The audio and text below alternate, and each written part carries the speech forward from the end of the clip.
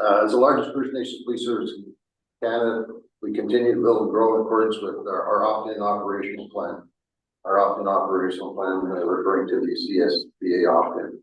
We're expanding both personnel, civilian, and uniformed, as well as in infrastructure and technology. This report outlines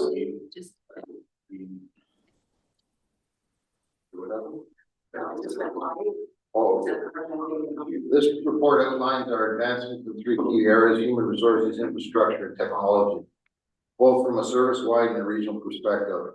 Of particular note, experienced uniformed officers are now applying to NAPS, recognizing us as a police service of choice. So historically, as we all know, the movement from the service was one directional.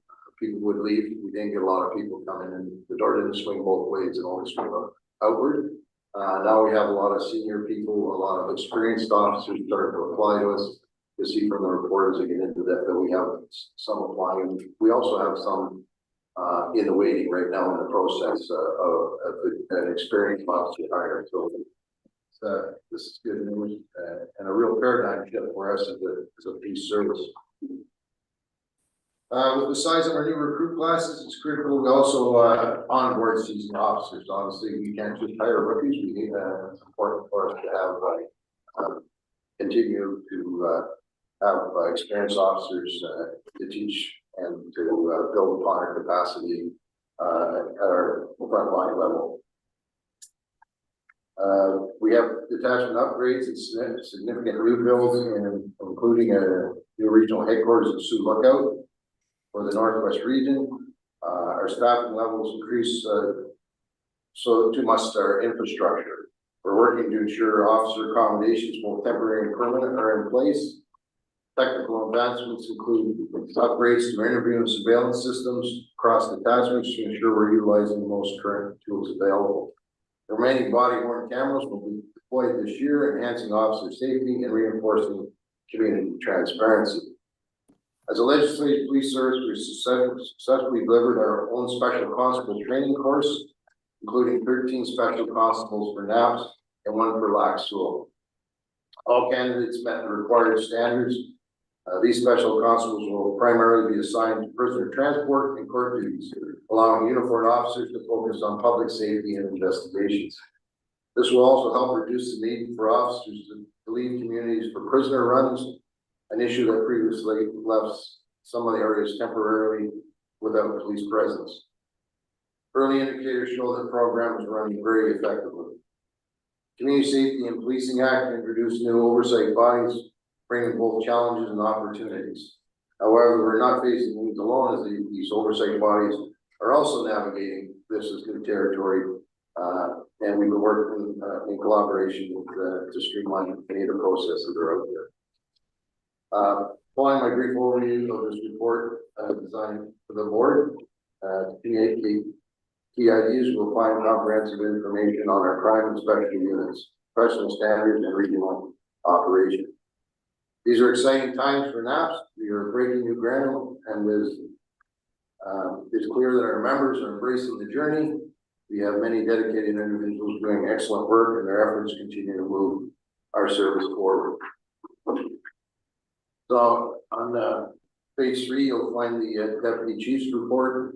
It basically outlines the human resources, some of the recent postings and fillings, Constance Lake, Office Assistant, Northwest Region, a new officer in the crime unit in GHQ, Staff Sergeant for Northwest Region, Special Constables, 14 as it says there were hired.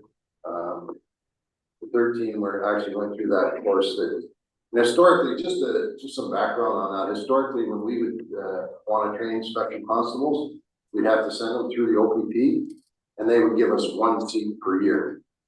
Now that we're in the CSPA and the new guidelines allow us to train our own, we just get the CPAs, the coach training standards from the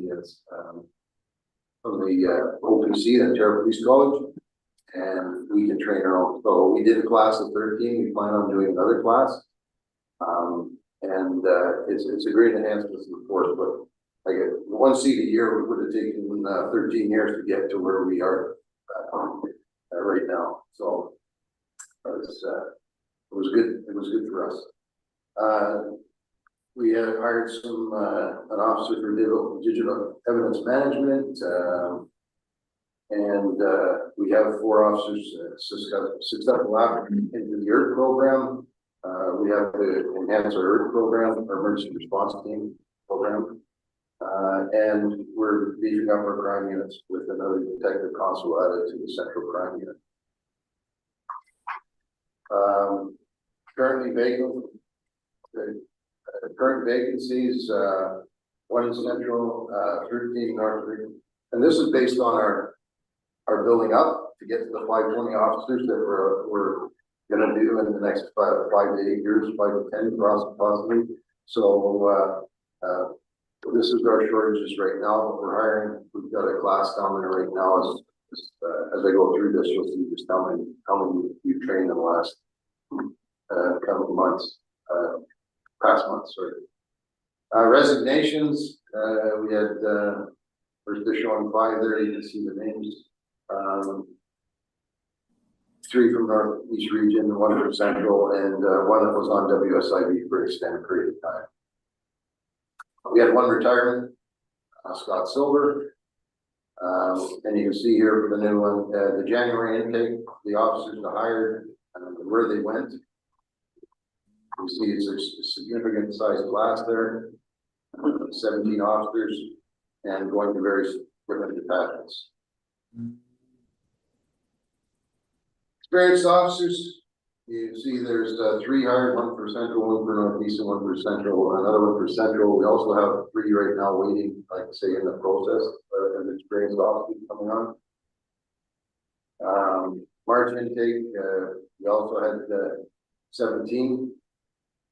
And the present June intake, we are now at 20. It says here 9 confirmed officers, but as of me leaving on Monday, we were at 20. So this report was scribed about a week or 2 back. So yeah, we're a full class of 20. I've actually asked for because we have 4 that are also in the process. I've asked for more seats. We're still waiting to see if we'll get them. Recruitment, retention, career fairs, and presentations. There's a list here of a number of presentations that have gone on. You see the Elgin Falls High School, Federation College, Little NHL, Northern Advanced Hockey, Blue Line Expo, continues over into the next. So when you look at our application process, we had 191 applicants since January 1st. We had 5 applicants withdraw. We had 36 deferred for various reasons. We had 150 total viable applications. 91 applicants still in the stages from 1 to 4, and then 33 interviewed for 26. There's a lot of activity going in our hiring process. We actually put an extra recruiter on, girl from Bearsden Lake that's gone on with us for a few years. She's now in our hiring process, along with Mason Morrisville and Miles, which probably won't be working. Sure. Yes. Can we have data on applicants from non-communities that can be added to that list? We could. I don't have it in the. Yeah, no, I see that it's not a part of the data set, but I'd be interested to know of the 150 how we're doing comparatively and from our. Yeah, no, I could get that, but it's not. I know this next class, or the classes there, there's 7 First Nations. It'd be helpful in the class. Reporting back to the communities that you know, Absolutely. the efforts that we're making and all the northern bands that they can describe there are actually bearing fruit. No, absolutely. Yeah, and I think this coming class, there's only 2 or 3, so it's been difficult to get the applications, but we still continue to work on that, and through attrition as we do continue to work, we'll any man members go to the top of the list. NAPS, a number of frontline officers returned for short-term disability. 4 officers returned back from work, to the workplace, with 1 officer returning to modified duties. As of March 31st, 2025, there are no officers off on short-term disability. We continue to have 4 officers off on long-term disability, and we're anticipating a return sometime the 3rd or 4th quarter of 2025. NAPS offers modified duties to officers who require temporary accommodations. These modified duties can be accommodated in the community through various administrative duties or accommodated in regional headquarters. Over the course of the 1st quarter, NAPS has provided accommodated duties to 4 officers, and 2 continue to remain on modified duties. 2 have come off modified.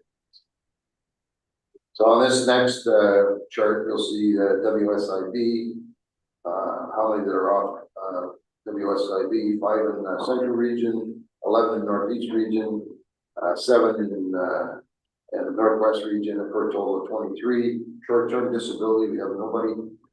Long-term disability, we have 3 in Central, 1 in Northeast, and nobody in Northwest, for a total of 4. And modified work, as I mentioned, we're at 2 right now. As far as health and safety updates, we changed a few players in the as far as the chairing of the health and safety committee. It's now Jessica Harrison, used to be Jessica Curtis, and we recently completed a call out for new members. We're welcoming Rodney Last, Lisa Carney, and Ian Turner to the committee. And our next scheduled meeting will focus on the following commitments over the next quarter. Certification training for committee members who wish to take getting HNS health and safety information posted to the internet to increase accessibility to staff. Develop a comprehensive inspection schedule to ensure no work locations are being missed, i.e. general headquarters or the Survivor Assistance Support Program, and develop a written emergency response plan. Some of our HR updates. HR has been reviewing ADP, that's our pay system, capabilities for document tracking and management, as well as recruitment and performance management modules. We've been working to update employee position data and report instructions in order to better utilize the program. File management, we had 2 students digitize a number of our HR files, and that process will continue. Expanded job postings. So you can see down here now, hiring since December 6th. OPC intake in December, we had 17. OPC intake in March, we had 17. The OPC intake in June will be 20. It says 7 hired there, but it's actually 20 hired right now. We met our numbers, and experienced 4. So available positions, and then we hired. It's going to be a number bigger than 45. It's going to be adding another 13 to that number to go to 58 out of the 60.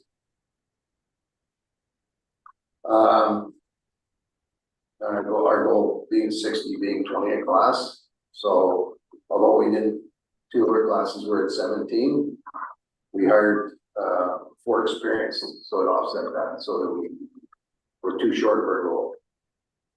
Internal office hires. This just shows you some of the promotions within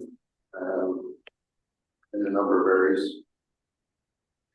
Civilian hires. So actually, the total internal officer hires available positions 22, hired 7 available positions for civilians. We hired 20 of 27 positions that we wanted to fill, and we're still advertising those. We had some close this week as far as transfer positions into road access on the north and south. There's another advertisement went out from Matachewan road access yesterday. So we're continuing now to ensure that we get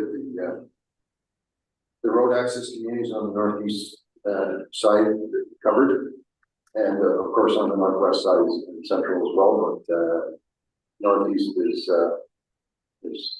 right now has several advertisements out across this lake, Matachewan. As far as our technology, I mentioned there's some significant updates in technology under the DEMS, as they call it, the Digital Evidence Management System, for DEMS for short.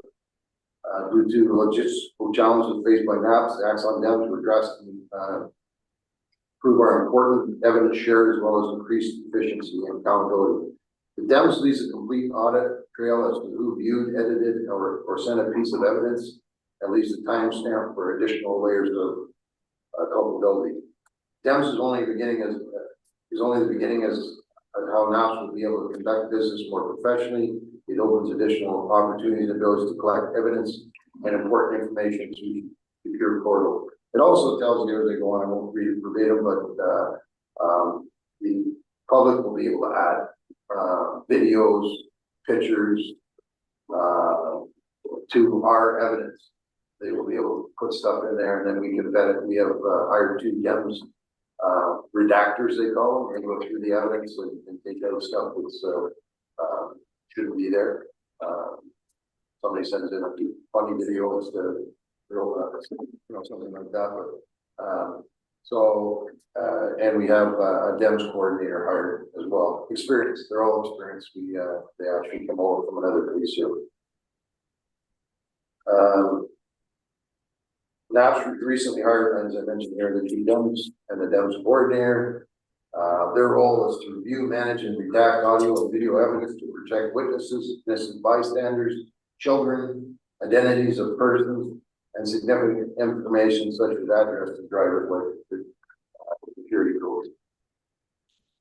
Body-worn cameras. NAPS is dedicated to delivering fair and effective, efficient, equitable, accountable police services. Part of this is keeping within human rights, the Charter of Rights and Freedoms. NAPS is committed to ensure that the inherent worth and dignity of all individuals who come into contact with police and are respected in all interactions. By recording interactions with members of the public, body-worn cameras enable NAPS to capture accurate record of officer interactions with the members of the public, enhance public trust, enhance public and officer safety, ensure fair and timely resolution of complaints, and reduce unwanted accusations of misconduct, provide improved evidence for investigative, judicial, and oversight purposes, and provide information as to effectiveness of NAPS procedures and training. Also provide additional supervisory and leadership tools, and strengthen the commitment to bias-free service by NAPS to members of the public. So the rollout of the body cameras started last year. We hope to complete it this year. We had a bit of a wrench thrown into that, but we're still on track to complete it this year. Niche RMS is totally changing the way they do business, and they've given us to the end of December to train all our people in their new record system, which is collaborative with all the other police services in the province. So they didn't really give us much of a timeline to get this done. So in order to continue to provide services to the communities, we can't have everybody training. So we may have to adjust some of the training on body-worn cameras and block training in order to facilitate the niche training, because they did give us a deadline of December 23. NAPS is also decided to upgrade its outdated video recording systems across the detachments by investing in a standardized, more robust system to meet the growing needs of the organization. This was all worked into that operational plan that we gave the government. It was all funded already in respect to the opt-in and the needs of the service.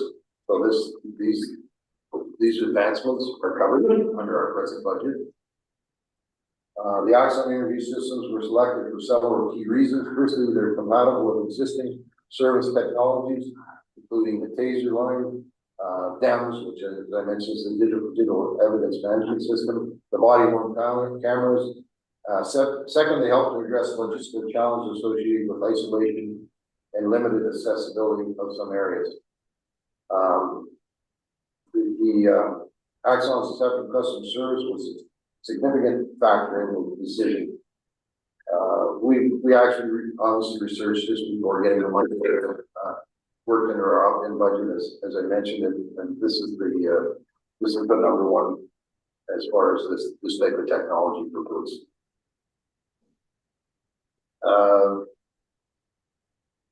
Key benefits of the new technology: user-friendly, so it's easier for the officers to navigate, reducing confusion.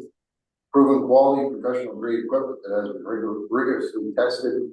Enhanced security features include backup systems, safeguard recordings, and ensure they are successfully uploaded to DEMS even if issues arise. They can be remote viewing. This is important for us. Interviews can be assessed remotely from anywhere, which is particularly useful in cases where specialized units are unable to reach a location due to weather conditions, which we find ourselves in a lot of the time in the winter months that we can't get into locations. So this enables us to supervise and support officers without being physically present. Real-time guidance to prevent officers from making errors or asking inappropriate questions. Centralized storage, all interviews and evidence will be stored in one location, eliminating the need to download recordings into DVDs. So that's the way of the past. NAPS roadmap. NAPS remains committed to evolving and adapting to meet the needs of the communities it serves. Axon Draft 1 is a tool designed to streamline report writing. So this is enabling the officers to complete reports at 35% faster, getting them back on the road more quickly. So there, historically, there's been a lot of downtime for officers doing reports, doing notes, all those things. This will get those officers back out on the road in a third of the time. Axon Policy Chat is a new function added to the body-worn cameras, which allows officers to receive information regarding policies, case law, and provincial and federal statutes almost instantaneously with a click of a button. So it's a real good tool for the officers. The body-worn cameras live streaming. Supervisors or critical incident commanders will be able to view an officer's body-worn camera feed in real time, assisting officers working alone or in unfamiliar situations. So we'll be able to tap into their cameras and give them guidance right on the spot. Axon Notes. In trial phases, this tool allows officers to digitally record notes quickly, improving efficiency after a call for service. So once again, the AI is developed to a point right now where if you dictate, the notes are really accurate. I don't have a percentage, but it's in the 90s percentile as to how accurate they're hearing your voice and doing these digital notes. So it just would require the officer to maybe make some corrections if the AI picks up and says something a little bit different than the way they wanted it. Once again, it just makes things more streamlined, gets officers out patrolling, protecting the communities instead of spending time doing notes and paperwork. Taser 10, the latest model in the Taser line, offering enhanced safety features, longer range, and increased effectiveness in incapacitating suspects. So that's we're going to transition to the Taser 10. Once again, that was part of our budgeted items in the office. Axon virtual reality training headsets, cutting-edge training tool that enhances frequency and effectiveness. And now we do their scenarios in a great big room with simulators and big wall screens and stuff. Officers get into a real-life situation with simulators. A lot of this can be done now with headsets and virtual reality. It's just the way of the future as far as training officers in scenario. NAPS investment in Axon products and technology aims to improve officer safety and operational effectiveness, allowing officers to complete their tasks more quickly and efficiently, while maintaining a high standard of service to communities we serve.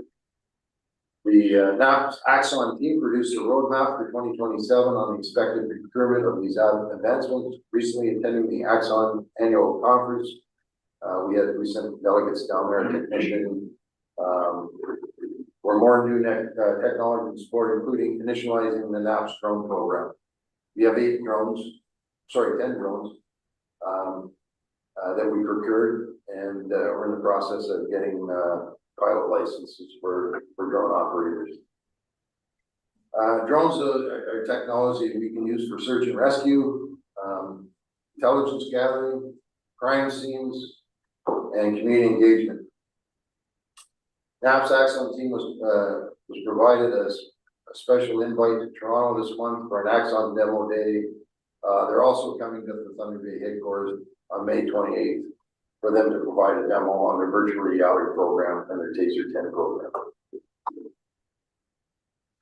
On to fleet services. During the first quarter of 2025, NAPS successfully delivered evening frontline cruisers into the north over the windy roads, both in the northwest and northeast regions. And they removed some older units that will be repurposed or use the spare units if stuff goes down. NAPS fleet removed 3 unused fuel trailers from northern communities for future redeployment as needed. And a generator was delivered to Webequay during the winter road season. NAPS fleet placed an order for 5 prisoner transport vans.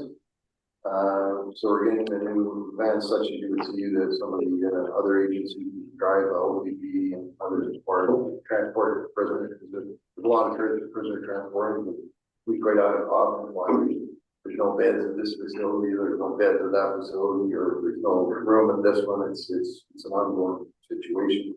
So we're upgrading all our prisoners so we can ensure that people that we're transporting are safe.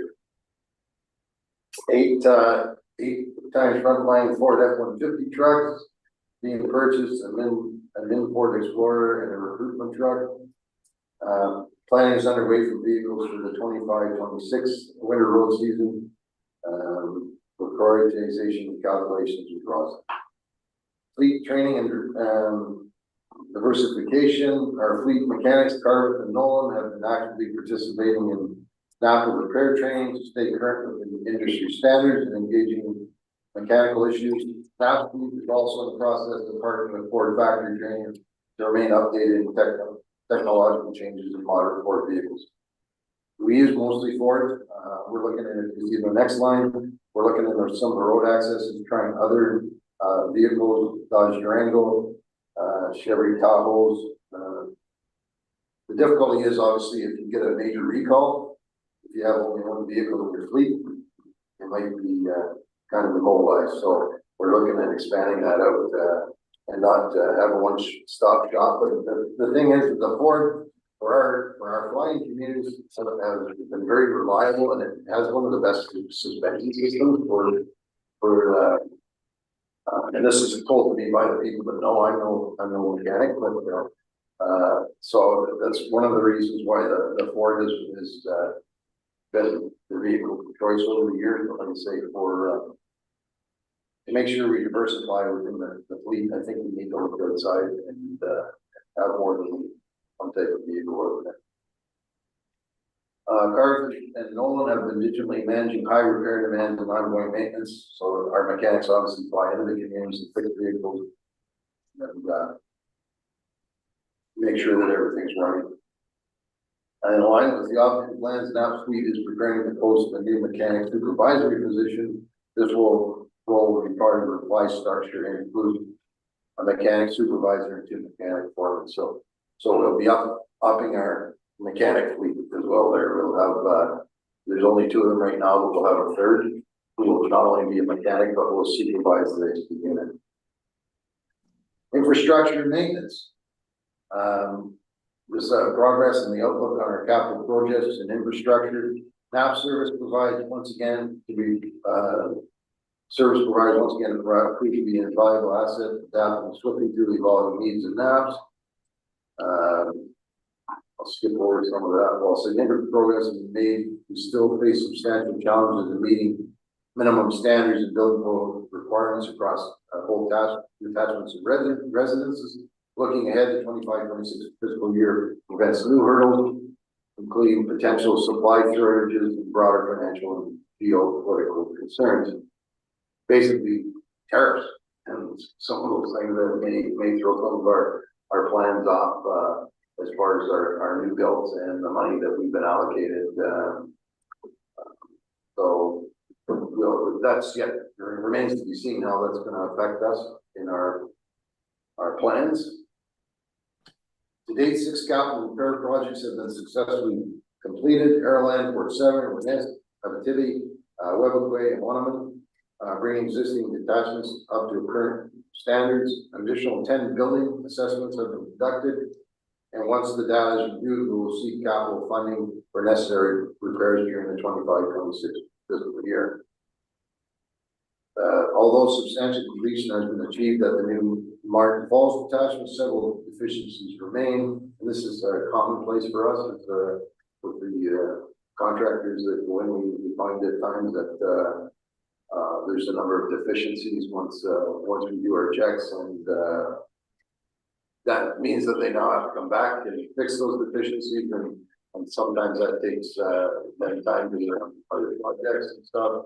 But we won't, obviously, the community won't sign off until those deficiencies are looked after. We continue to work with the contractor Penco to bring the facility up to full operational capacity. Unfortunately, as was the case in Bearskin and Satchco, we may need to allocate additional funds to address these issues as well. Contractors for the Scannigan detachment anticipate completion by the fall of 2024, with documents expected by year-end, while substantial completion. This is evolving right now as we speak. I was told earlier this week that we're drafting up our lease agreement with Scannigan, so it's very close to reaching fruition. The new residence purchased by Webequay, Summer Beaver, or for, sorry, not by, but for Webequay, Summer Beaver, Port 7, and Muskrat Dam, originally delayed from the 2023-24 winter road ice issues, have now been delivered, with North Spirit Lake being added.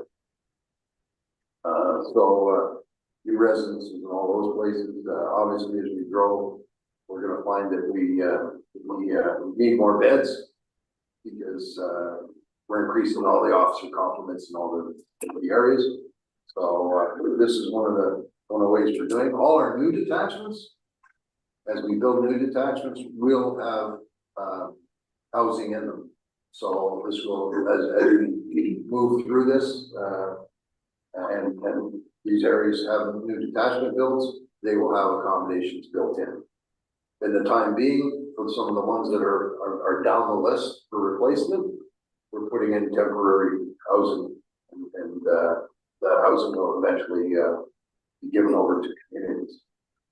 So additionally, 9 prefabricated homes are under construction and will be shipped during the 25-26 ice road season.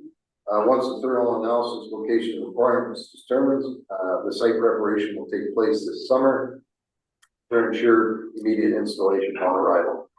And I forgot to mention that these vehicles, or sorry, these houses that just went up there, the new residences, they'll be ready to go this fall. All the installation processes will be get them ready to go this fall.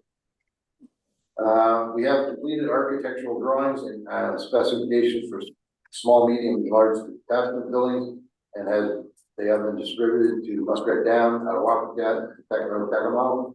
These standardized templates will promote consistency across all the new sites, helping to streamline operations and reduce future repair costs.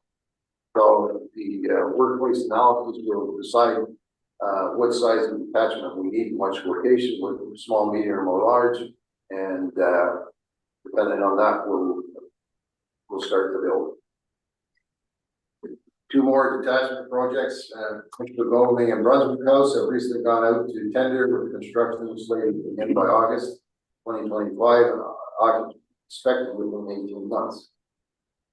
Meanwhile, the purchase of the Sioux Lookout Regional Headquarters is underway. Updating has already begun an existing hangar to allow for modernization. The new office designs are currently being finalized, and construction will commence once the acquisition is complete. So, as you heard from Jason's financial report yesterday, the acquisition is complete. As of Monday, we signed off on the purchase of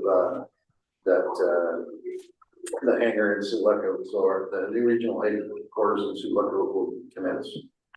The build will commence. They say they're already been going through the hangar, and because the hangar was in really good shape, everything around it was in terrible shape. So it's all tear down. So we're building in behind the hangar, If anybody's by the office at any point in time, we can probably show you the plans. I don't have a copy with me. And then once we build in behind the hangar, all the existing offices will be torn down. There's room in behind it and both on the right side of the building to build substantial parking and everything. Looking ahead, identifying the next detachment completions is critical in maintaining project momentum, given that each new build typically requires 12 to 24 months to finalize. Agreements and planning and early decision making is essential to avoid future delays. Finally, we have there's an opportunity for a location at Timmins Airport again, which would be a similar idea as we have and consistent with the developments and lookout. But that's a discussion that I brought to the board, and we can have a future discussion on that. Would be great. Information technology, video surveillance systems and attachments. So this is separate from all the other technology we're talking about. This is CCTV cameras put into the new systems, because a lot of this stuff's getting old already. Project continues to progress smoothly. Nearly all required hardware has been delivered to central location for sorting and staging ahead of deployment. An implementation strategy is currently in development, involving multiple contractors working in parallel to accelerate the installation process. A road accessible site has been chosen as the first detachment for installation. Pending final hardware delivery, installation is expected to be in May or June. The initial phase will provide valuable feedback to refine the process ahead of the broader rollout. The system is designed to enhance security, support investigations, and improve usability and monitoring capabilities throughout the organization.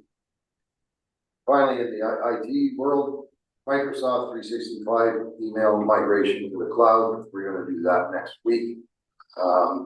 We're finding that we're over capacity in a lot of technology,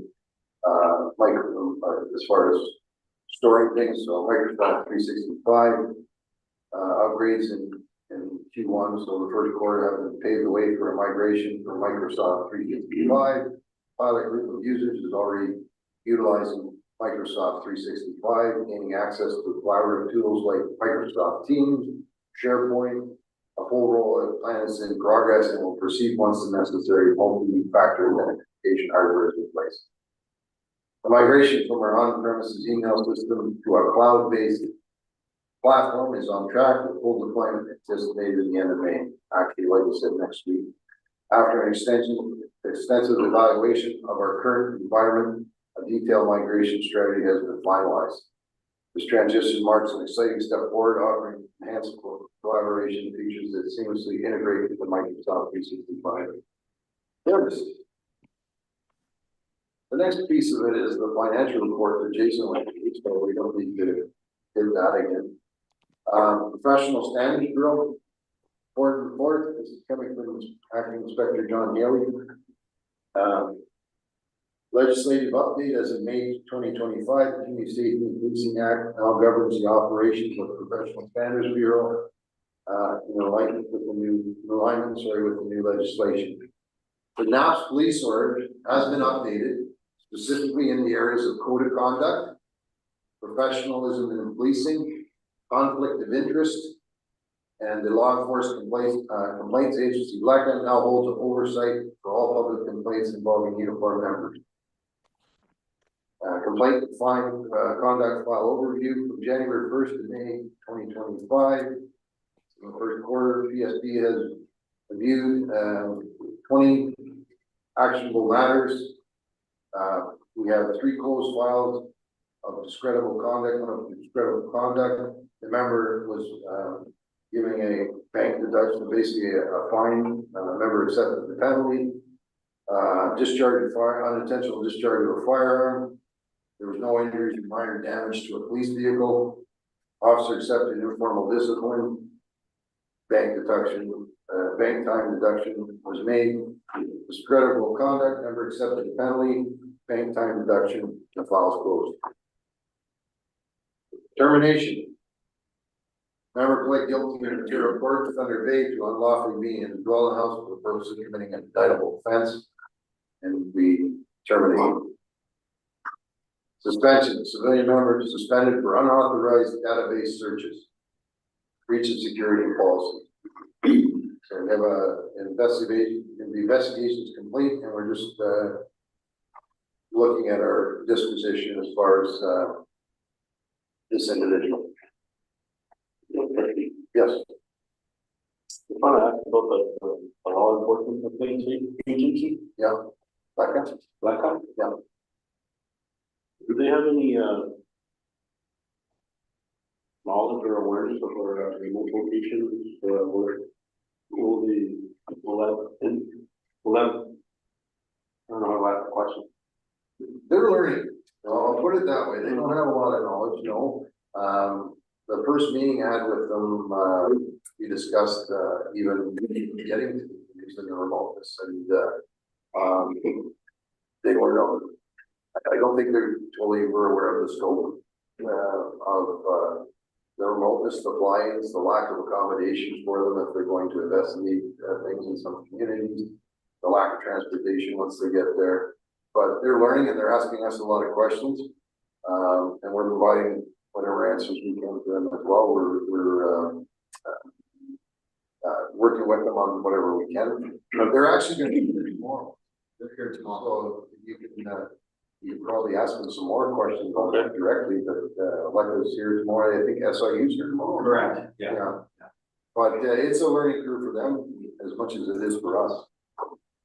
We're actually working with them and SIU to try and streamline a lot of this. You don't have three different agencies coming to the service looking for the same type of stuff, asking the same type of questions. But we are different agencies, and so some of the agencies have different philosophies. But we're working together to try and streamline some of that stuff. Is there an opportunity for a presentation of that? So coming there, with people there, make a presentation? Yeah, well, Electa's here tomorrow to give a presentation. I don't think you have a lot of time. Is that what you mean, or? Are they coming to the community? Sometimes that's the issue is that a lack of time spent to learn better about the region that you're servicing. Mm-hmm. Yeah, and I don't want to speak for them, so I think that's probably a good question. You may want to verify tomorrow. Because I do think you have a strategy. I don't know what it is. Just a point there, I've been in touch with some people from Mecca, and I let them know that as soon as we schedule a couple more community consultations, we would look at the availability of seating and bring them to the meetings to show them their communities, give them some on-site information as to what this is the real work. So that way I think we can get involved and get them into realizing, yeah, they have to do a lot more planning. Chief Armstrong was talking this morning about, they don't even know that there's no taxis. On the ground, you gotta get your own planes in sometimes, and There you go. yeah, building relationships and contacts is important. I mean, when Electric comes to Toronto, they don't hop in the Metro Toronto police car and right to the police station. But is that their only option with us? Those are the things they gotta look at. The optics of that aren't good. If you're coming to investigate us as a police service and a complaint against us, to be in the same car with going and not being chummy with people get that, there's no transparency in that. There's no. It's the same with the flights too. There's a lot of challenges, like getting off the plane together, smiling. Yeah. Well, The opposite of that. and I actually alleviated to that when I first discussed it. I said, you're gonna need your own plane. And I don't know if that reaction I got was somewhat of a surprise. Yeah, I'll put it that way. I would agree with you, Terry. So I've raised the issue that maybe we need to share a plane with them and SIU, and somehow the province needs to get one for these kind of oversight bodies. So it's really, really low. Yeah, I don't think that's not going to happen anytime soon. Maybe you have to put a moment. Looking for the, you're already, that suspension, number one for that, civilian number, suspend for an authorized, database, racial security and policy. So what this, civilian be searching for, so what is that? What is that? What is that? It's very sensitive at this point in time. Oh, okay. Yeah, Yeah. but it is Yeah, and I'm looking at it, I'm thinking, why would anyone, so what the position, why would anyone? What's my thought on this? so a lot of the policing, systems that we have, like, optic is one, is there's certain areas that only certain people are allowed to go to for information. And if somebody's given those parameters that allow them to do that, if they go outside those parameters, then they know where they've reached the security policy. So how long does one, our suspension then for doing that, so long is one? Well, until it's been investigated and we give them a disposition. And by the next meeting, I could probably give you, or fairly sure that we could give a disposition, we could talk about it more, but because it's not complete, and that's why it's very vague there, it's because it's not complete. And we're live, it could identify people or,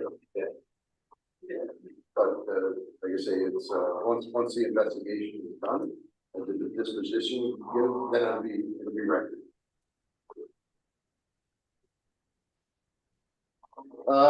Matters pending criminal court, we have 4, right now on phase lead going through different criminal processes. We have, total of 13 ongoing conduct matters, and 12 internal and 1 public. PSP continues to track SIU investigations and come back with mandatory policy procedure review upon their conclusion. So if one of the outside agencies investigates, i.e. they're talking about SIU here, if they investigate us, we wait until their investigation, do an investigation of our own after they're done theirs. Because although the SIU might find that there's nothing that to invoke their mandate, there might be something still within our policies and procedures that this individual is being investigated breach. So we can still continue on and do a PSP investigation. So that's where that's staffing update. New investigators. So we hired one new investigator for PSP out of the northeast side. So it was a member from within, and she'll be starting her position immediately. Criminal investigations, intelligence, specialized services, court, media. Okay, so the crime units, all crime units are responsible for reviewing and overseeing all benchmark occurrences. Benchmarks are classified as your more serious or major crimes, including sexual assaults, homicides. In addition, detective sergeants oversee sudden death investigation. The NAPS crime unit is supervised by detective inspector, a detective staff sergeant, and a major case management coordinator. The Northwest region crime unit consists of a detective sergeant, 2 detective constables, based out of the NAPS local headquarters. They're responsible for 12 communities in the catchment area and assigned to provide direction and support for all major crime incidents. Between the 1st day of January and 30th of April, the Northwest Crime Unit responded to or assisted with a total of 52 benchmark crimes. So in the first quarter, which included 16 sexual assaults, 6 sudden deaths, and 227 declared as intimate partner violence incidents. Northeast Region Crime Unit. The Northeast Region Crime Unit consists of a detective sergeant and 4 detective constables, and they're responsible for 13 communities in their catchment area. They're assigned to provide direction and support for all major crime incidents. between the 1st of January and the 30th of April. So your first quarter, the Northeast Crime Unit responded to and assisted with a total of 58 benchmark crimes, which included 33 sexual assaults, 8 sudden deaths, and 161 declared as intimate partner violence. Central Region Crime Unit. The Central Region Crime Unit consists of a detective sergeant and 3 detective constables. They are responsible for 9 communities in their catchment area. They're assigned to provide direction and support to all major crime incidents between the 1st of January and the 30th of April. The Central Crime Unit responded to or assisted with 28 benchmark occurrences, which include 9 sexual assaults, 4 sudden deaths, and 60 declared as intimate partner violence. Our major case unit management unit, this is a 1-member based out of the NAPS General Headquarters. The MCM coordinator has become a power case trainer in 2025, allowing for in-house training of members in the major case management software. It's planned to have investigative assistance added to the unit. So this was part of the opt-in. We had to have major case management. It was a requirement. We hired a major case management manager from another agency, a well-trained, well-respected individual in their agency. So we hired them, and now we're going to get them an assistant, which is the next step. Crime Unit Support Program. This is basically on-the-job training for anybody that's interested in crime. They can volunteer to come in the unit and work with the crime unit members, get to learn some of the KSAs, the job knowledge and skills that they might require to become a crime investigator. As we're now legislating under the Community Safety and Policing Act, NAPS is compliant with all legislative requirements for the Violent Crime and Linkage Analysis System, or we call it VICLAS. It's an important national tool utilized to identify violent serial sexual offenders. In addition, NAPS is compliant with the power case and major case management practices. The MCM coordinator recently completed train the trainer training to allow to ensure all members are internally trained and operational. Several areas have been highlighted with crime to allow us to better serve our frontline members. Webinars and training sessions pertaining to major investigations, interviewing, and evidence handling have been provided. As we continue to develop and grow, we will be providing regional interview training and implementing this into the 2025 block training sessions to provide resource to our frontline members. We also hired an experienced forensic identification officer, named Pat Wilson, who will be overseeing our scenes of crimes officers. So scenes of crimes officers are the ones that go to the actual scenes, take pictures, photographs, collect evidence. But to be overseen by an actual forensic identification officer, which is the next level up, we saw that was a big step forward to oversee our software program, because we don't have our own forensic section. Someday, hopefully, but we don't at this point. So once again, that was a experienced hire from another policing agency. As we focus on interview and state taking its top priority, we also be providing a peer review service with the available technology with the Axon area. This will allow us to remotely view statements obtained by frontline and provide real-time advice and feedback to ensure accuracy, volunteerness, and charter issues are met, and it does not become problematic for court. All crime units are extremely busy with an influx of ongoing major incidents with recurrent staffing shortages. There's a concern for officer well-being. NAPS command has developed a 5-year staffing plan to address this and increase the number of members in the crime unit. So we're doing that. That's a live ongoing thing. We're beefing up our crime units right now. It's not as attractive as it once was to be a detective, because it's a lot of work. It's a lot of time away from home. And 2 weeks out, 2 weeks in seems much simpler than actually committing to crime officer duties. So they're looking at incentives for that as well to draw more people into that. Missing persons designations have been in the forefront of discussion. Further, NAPS Crime has participated in missing persons webinar presented by the OPP NAPS has assisted with several key investigations pertaining to missing persons outside of our jurisdiction, as well as having resulted in positive income.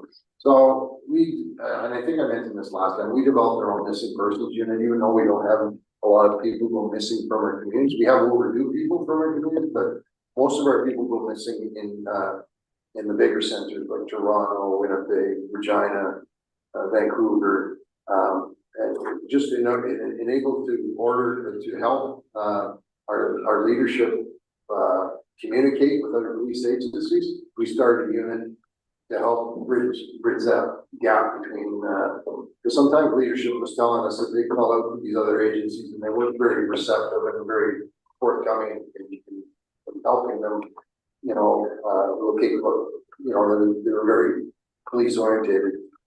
So in developing our own unit, we help get in contact with police. We ask them what they're doing and, in a good way. So it's not to, but we find out the information, through talking to other agencies and helping find our missing loved ones in other locations. So we're working hand in hand with the office of the chief coroner, to ensure that continue working through the expedient process for attendance in the communities. We know that coroners are going to our communities for sudden deaths now. For many years they didn't. It was all, they would just get the information on the phone and tell you whether to release this thing or not. They are attending. And it's interesting because I had one of the other chiefs of police from one of the other Indigenous police service say that wanting us to come on board to they're not getting other coroners at their locations. And so they said, hey, will you support us in this? And I said, well, they are coming to our locations now. So it's not a fight that I think that was a fight that our leadership already had, and they are attending. So it's good news. With evolving change related to training, case law, and public complaint oversight, it's critical to foster investigative excellence so that the members of the crime unit can meet the mission statement of the Mission Aviasca Police Service to protect persons and property through crime prevention, community education, and appropriate law enforcement. We're running a sexual assault course right now at our headquarters, and it's Ontario Police College. It's their training standards, and it's through them. So we're running a sexual assault course. We invite other policing agencies into as well. OPP, Treaty 3, LACSUL, any of the other agencies that want to take some seats on our course. And we've done that with a number of courses over the last year or so. Survivor Assistance Program, commonly known as SASP, Survivor Assistance Support Program. It's an internal victim services within NAPS. As a current mandate focus on the immediate needs of survivors pertaining to sexual assaults, child abuse, intimate partner violence, or what's called IPV, and to provide services to support those needs. Services include helping navigating the court system, safety planning, resources and referrals. As we continue to grow, so the services we'll be able to provide. Future planning, meet the funding model to provide additional support for victims and members of SAS. We filled a new position in early 2025. So experienced detective constable Sarah President is our newly assigned IPV coordinator. So you can see from the crime unit the number of intimate partner violence occurrences in all 3 regions. We see a need to have somebody coordinate to make sure those are being done. So we created a new position to coordinate the intimate partner violence and make sure that they're being investigated properly. So they're going to oversee those investigations and provide expert advice to frontline officers. As we continue throughout the year, we have also identified the need for a community outreach member to provide presentations and knowledge to our communities as we also have again expand the portfolios of our existing members to allow for greater service in navigating through the court process. We also hope to add another full-time survivor support worker to allow for additional supports to be offered. And I believe that's being advertised as we speak or within the next couple of weeks. The initiatives, the SAS team continues to take proactive support to ensure survivors are familiar with the program as well as the resources available to them.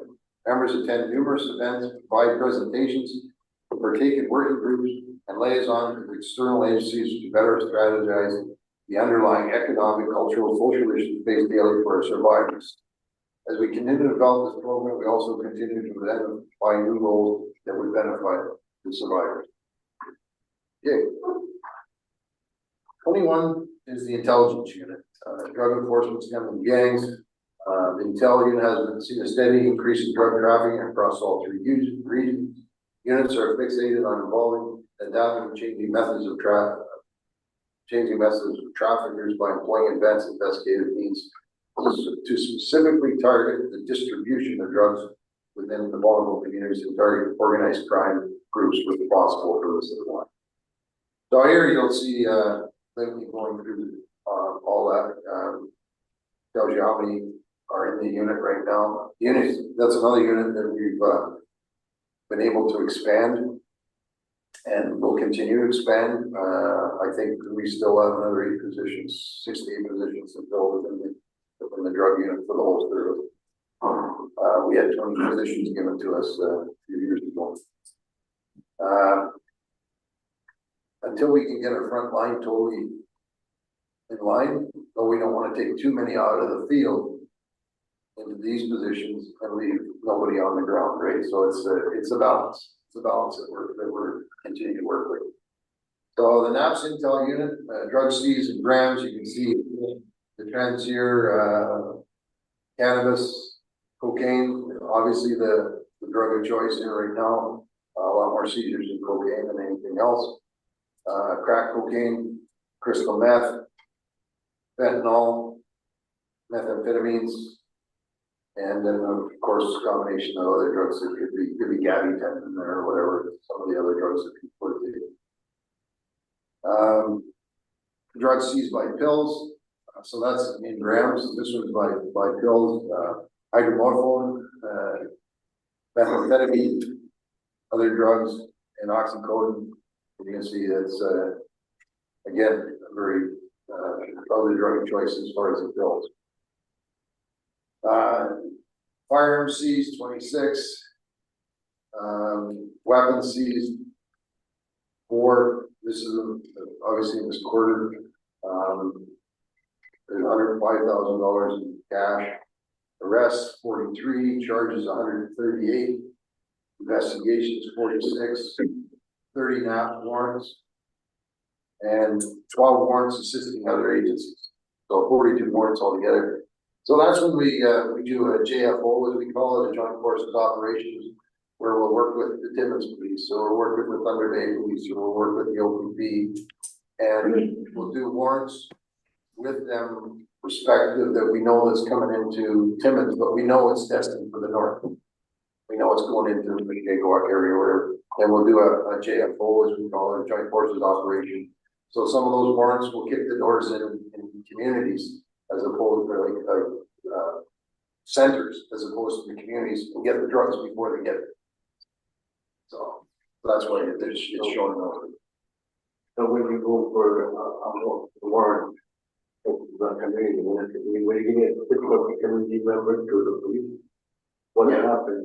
There's intelligence wise, there's a lot of tips do come from community members because they know what's going on. Yeah, and they got the information. Tips will also come from other avenues, or they'll just go from us following trails of knowing who the drug dealers are and following and doing surveillance on them. So there's a lot of different stuff that goes into those warrants in order to get them. But I mean, without the communities, we wouldn't have near the bus. I think that's one of the issues that we have a lot in the family. That they like the police doesn't know anything about it from their perspective, you know. Yeah. Well, I know, like I say, there is a lot being done. There's we continue to do. Now, there can always be a lot more being done, but I know we've had those discussions outside of it. I think one of the things that community does, we know that we have to have a word to get in private residence. Yes. And what the process is, now go to this, for our NAPS now, to get it just like that. Yeah. Well, apparently the awards hit the drugs already sold out.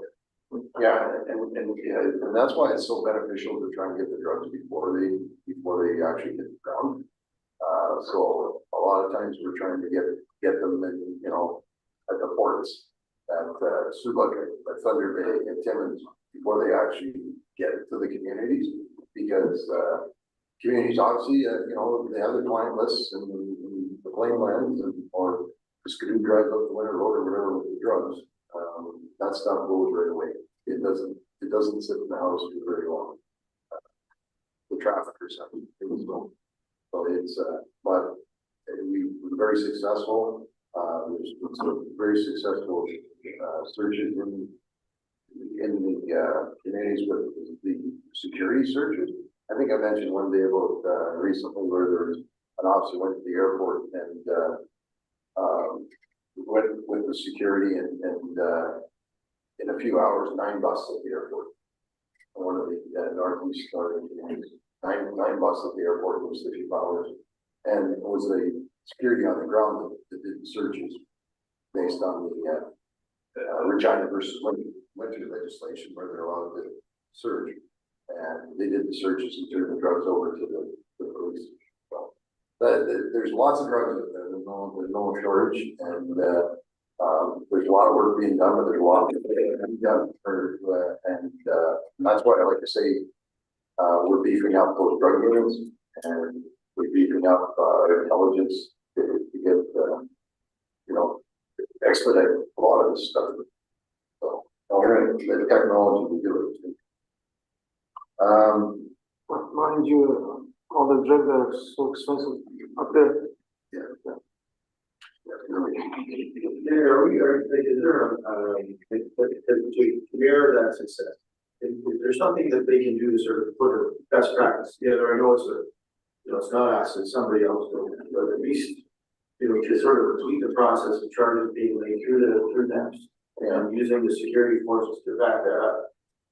I mean, this is incredible success, right? It looks good for both the security forces and NAPS. Is there a best practice that we can work with to sort of let other communities know that, look, this is especially in flying situations, this is sort of the results you can achieve if you do step 1, 2, 3. Yeah, well, that's a great suggestion, because it makes all that information up, might not be getting it. I think we can put together something as far as the best practice. Might take note of that.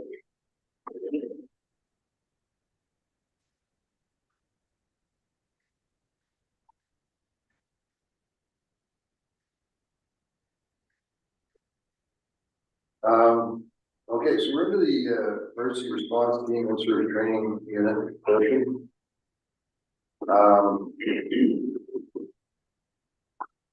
So our in-service training unit now is comprised of 1 sergeant, 3 constables. I won't read all that, but so our highly trained, gone through, we send them for all the best courses as far as everything that, and we're actually been being commended from other agencies to come to train with us, which is how professional our trainers are and how skillful and knowledgeable they are. So they really are the best of the best when it comes to the training unit. So we've in 2024-25 training schedule, NAPS worked in conjunction with the Ontario Police College and OPP to bring a wide array of senior administrative courses to Thunder Bay, which not only allows our organization to increase the numbers of people trained, but provide opportunities to our respective partnering agencies such as Treaty 3 Black School, APS, Thunder Bay Police Service, OPP. So 24-25, you can see that we hosted a special constable training course, scenes of crime course, provincial liaison team course, a basic tactical operations course, sexual assault course, investigative interviewing techniques course, investigating offenses against children's course, and a leadership and policing organizations course. So those are all in-house courses that we did and invited other agencies to do. And all of them are basically provincial standard. As it mentions here, the Ontario Police College courses, it's just, we're allowed to do them off-site, and we bring some instructors from other areas in it as well to, the specialists in those areas. And then, of course, recruit training, post OPC, those are all, we do, prior to sending our officers to OPC, we do what we call a pre-OPP, or sorry, pre-OPC, so a pre-Ontario Police College, and just to prepare them for policing a little bit. And then when they come back, we do a post, just to get them to do talks on our communities and prepare them for going north or going to a Road City. Just a more of a NAPS specific training, so that they get that before. Because not all of the, obviously the people have been in the communities for this. Block training. Block training commences annually in February, and the current 29th session schedule is projected to see a yearly increase as the organization grows.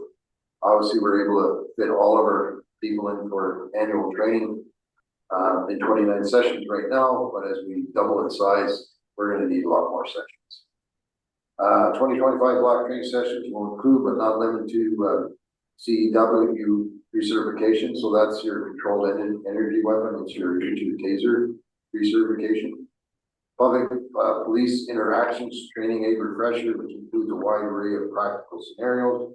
Firearms training, immediate rapid deployment training, first aid, CPR, criminal investigations, and defensive tactics. Emergency response team.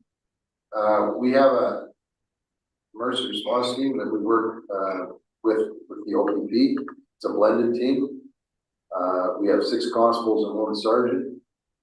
And most of the calls for service are in the realm of search and rescue, missing persons, overdue persons. But they also do work in, they'll do door kicks with the intel and drugs people in order to execute warrants. So recently NAPS purchased several drones, and members are currently working towards receiving a pilot's license. I mentioned that earlier.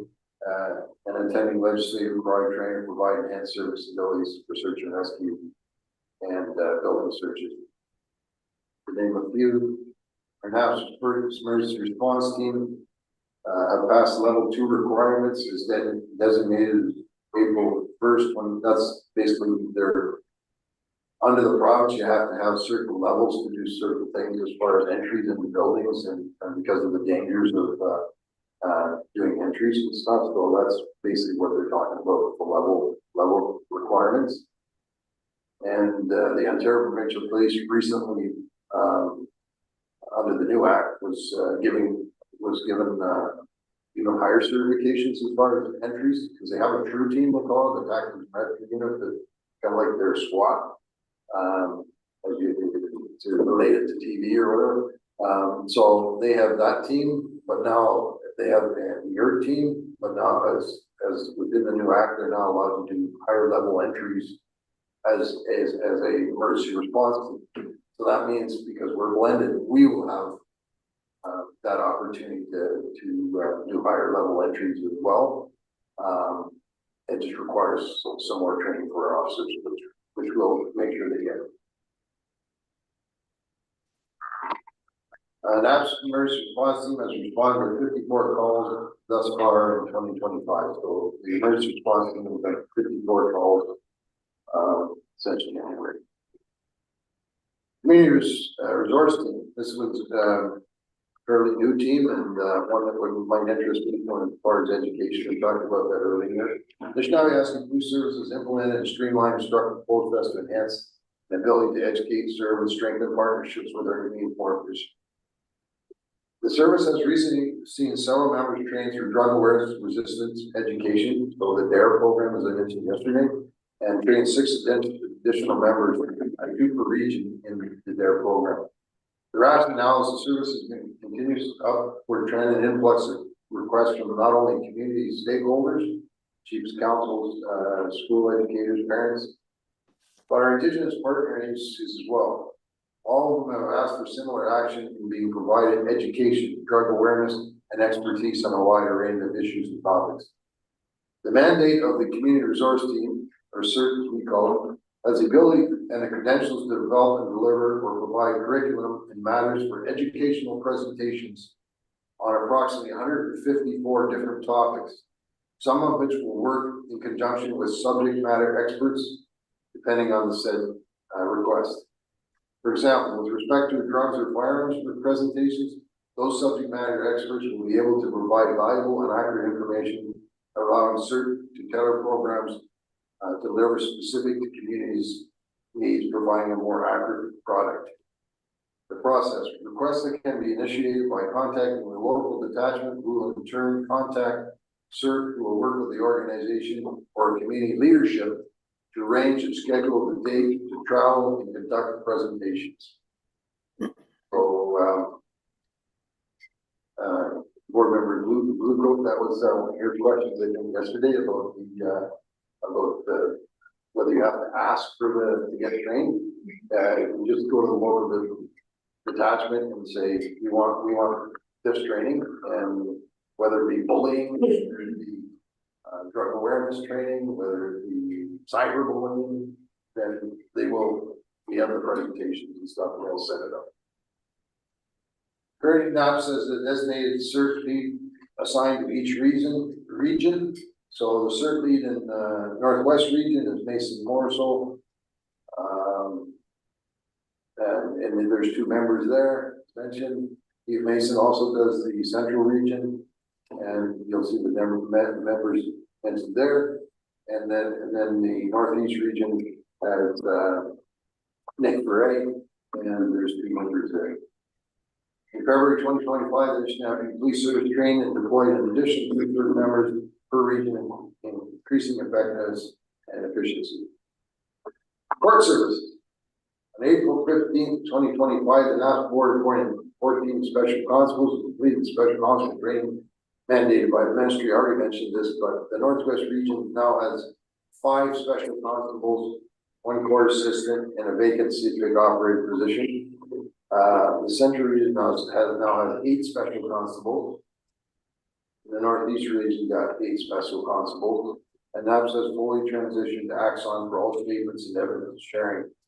So they help out with the court processes, and I mentioned earlier, they also help out with transportation of prisoners. So we don't have to leave communities without officers.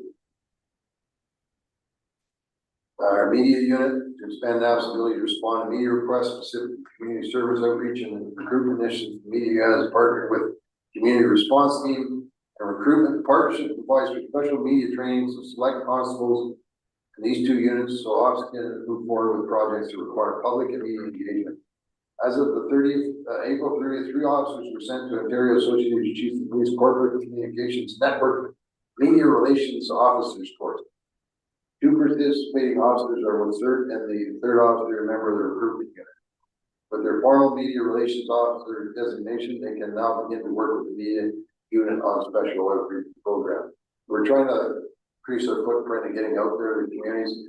For the next bullet here shows the website development. That was our website Narble, and we've been working diligently on getting a better website. It's antiquated already, and it's only a few years old, but we're going to make it more accessible with being in the act. As it mentions here, there's a lot of stuff that isn't very handily found, and it will be in the future. So NAPS will have different portals. You join NAPS recruitment page, and visual representations of different things that are going on. So Indigenous focused recruitment marketing in collaboration with the NAPS recruitment unit, the media unit launched a marketing campaign focusing on attracting Indigenous applicants. Specifically, campaign focused on applicants from the 34 communities NAPS serves. The first phase of the initiative, which was launched in 2025, features a full-page recruitment ad in every issue of the Wawa-Tay Community newspaper, and a quarter-page advertisement in 6 Say magazine publications. The next phase of the mission will begin in the 2nd and 3rd quarter of 2025 and is expected to feature more expanded marketing and special joint initiatives through social media with the members of the group and the CRT. So, we're working on trying to market ourselves into the communities more and try and get more applicants, from our 34. So then it goes into, the Northwest Regional, specific report. The report tells you, administratively, the structure of, Northwest Region. And, we have an inspector there, staff sergeant, and, there will soon be an admin sergeant for each region too as we grow, because of the administrative duties that has to be done at the region. I won't go through all that, it's there for, everybody here to access. New officers assigned to communities, it's got a list of, the communities that, Northwest Region, as far as where they've, deployed their officers. It probably shows you a Northwest Region pamphlet, in the box at the bottom of 29, as far as, deployment in Northwest Region. The 2025 quality assurance audits for Northwest Region were conducted throughout January and February. In-depth inspections revealed that all 12 detachments are not only meeting but exceeding operational expectations.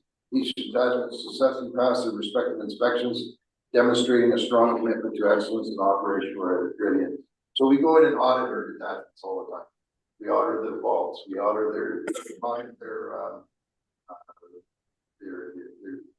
equipment on site. We audit their reports. So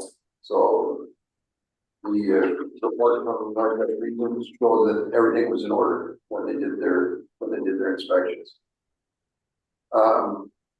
And you know, it keeps us on our toes as far as any inspections that be done by government or outside agencies that we have to adhere to now that we're in the act, right? So we want to keep on top and not let things get out of hand or fall behind. As our service continues to grow, our officer command for strong and effective supervision also is increasing. Recognizing the importance of leadership in the community supporting our officers, we have increased the number of sergeants for the regions.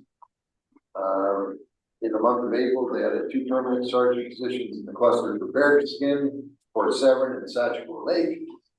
They also moved Slate Falls to join the Cat Lake and Blue Lake clusters with the addition of a 2nd sergeant. Kaweah and Muskrat Dam and North cluster is now permanent with 1 dedicated sergeant. These sergeant positions are currently posted and interviews will be taking place in the near future. That last one. Yeah, so the growth is across the board. NAPS continues to collaborate with NAM Legal and various stakeholders to bring restorative justice to NAM communities. They've already engaged on the Northwest side, meaningful discussions with leadership over several communities and preparing for launch in the program in the near future. As the program progresses, we'll gradually expand and include more communities from the Northwest Region. It also lists a number of community initiatives in the Northwest Region.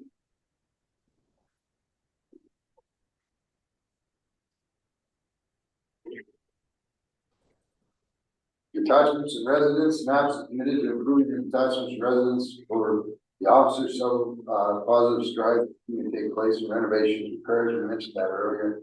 There's a lot of any of the detachments that are ready for replacement but are in need of updating will be done. So I'm going to skip to the page 33.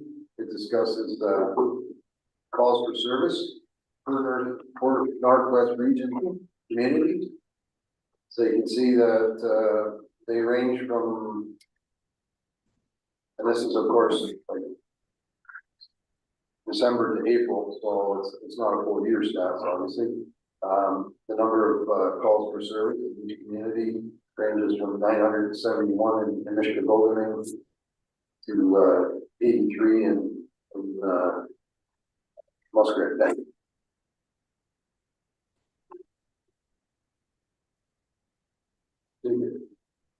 Gives you a good snapshot of what's going on, how many charges are being laid in communities with respect to the number of calls. The central region, Is that the comm center? What is that? these numbers? Yeah, they come from our, all the calls through the comm center, these calls for service are actually, any occurrences. Well, if there was something that didn't come through the comm center, like if, you're driving down the road and you saw somebody hitting somebody else. First call, it still goes back to the comm center, because you call it in, but it's more, it's generated on the scene. Detachment compliments, they just show the central region, also list the same makeup. We have an inspector, staff sergeant, administrative sergeant already in central region. The other two regions are getting them as we grow.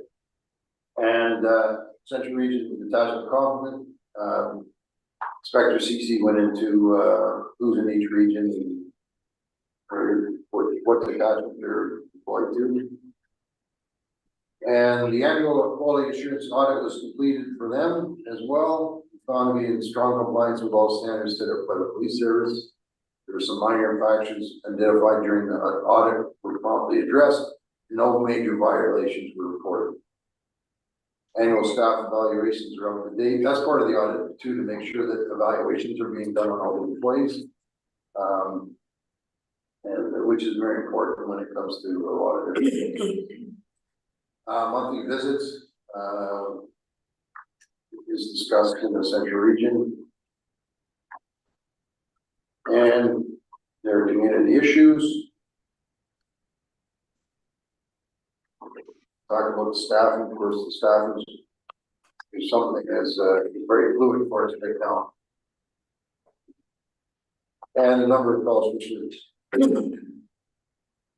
On in the Northeast region, goes through the makeup too of their, of them having 13 communities that still on the James Bay coastline. 5 isolated communities being Juwan, Wabascat, Szechuan, Port Albion, and Moose Factory. And 8 road accessible communities. So the Moose Factory, recurrent staffing issues. In total, they have 79 frontline officers, 16 of those driving communities. So they've, in the Northeast region, they're pretty, in our last meeting on Monday, their levels of staffing are really up to snuff in the remote.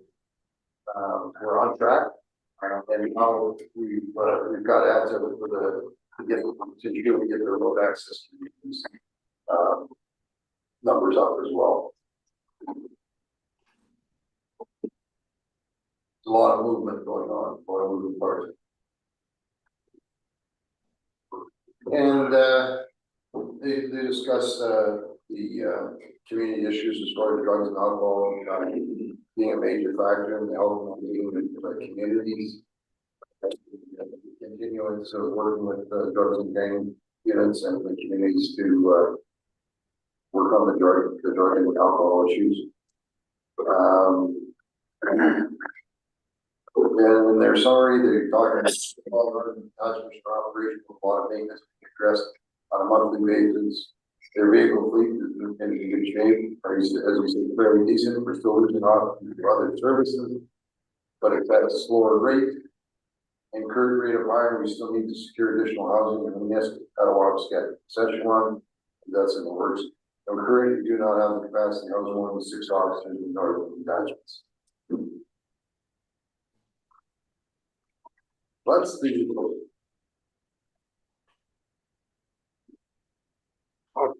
Wow.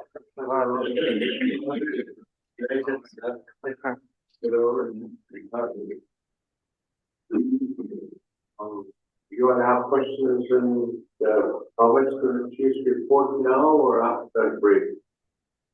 I know there's a little piece here in regards to recruitment. And it's a statement that has to be continued to be made that we need to, we need to, that's probably your goal as well as anyone else, and for whatever reason, we're falling short. And, that's in regards to, recruiting, our own people, and I know it's difficult. But I think that, it has to be continued to be mentioned, you know, and, I remember way back, I said this before, when NAPS first entered into existence, 1994. It was probably 70% completed because of the old program switching over to the new one. And the non-indigenous was probably maybe 30% of them. So vast difference. You turn that stat around today, it's totally opposite, you know, and for whatever reason. I think at some point along the line here, we need to sit down, maybe at a stress planning session and say, what do we do to improve that, you know, and it's probably never gonna be up to what it was before, but we could aim at, having a higher and a better percentage of our people in the service. And, by whatever means, you know. I see, you're out there recruiting in the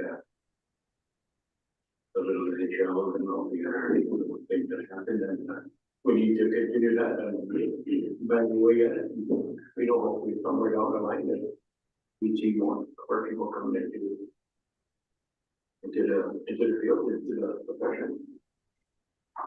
You know, and that's always my desire, and you know, what I like to see. But at the same time, Chief,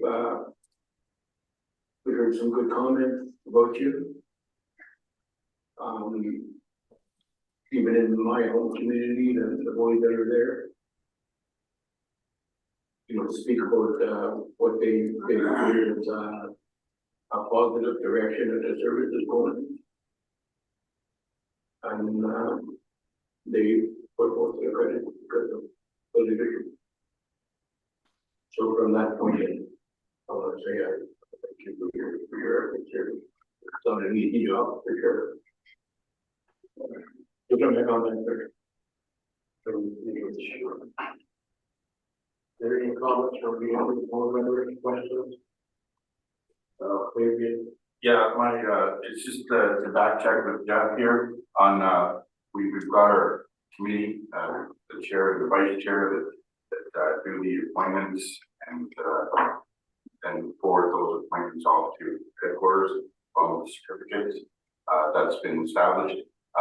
This pages 3 to 6 here is sort of, they highlight the recruitments, who's there, the retirements, who's retired.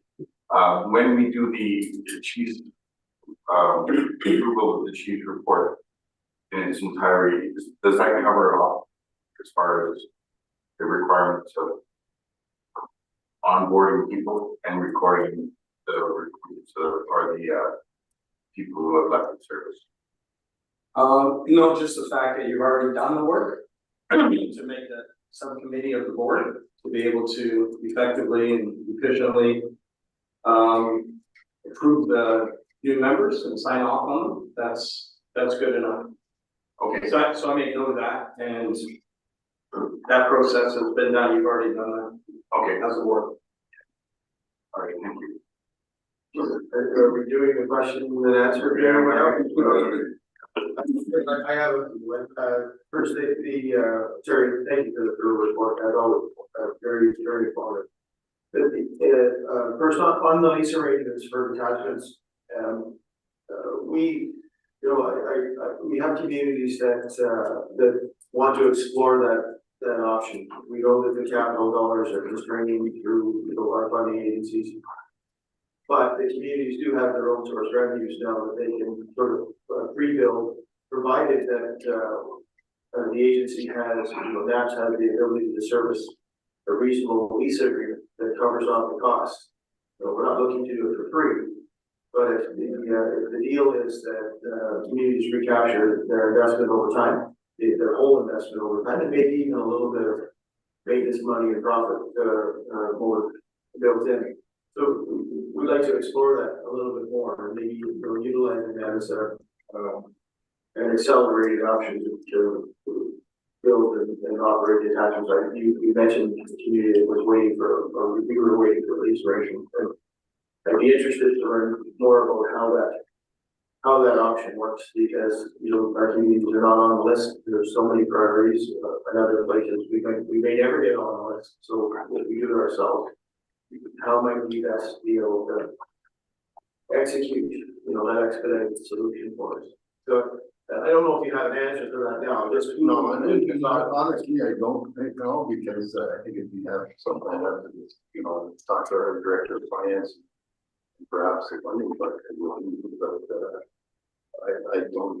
like I say, I don't want to comment and steer anybody wrong with inappropriate guideline on that. So maybe for me, just maybe guiding us through to somebody that we can see if that solution can become a reality for us.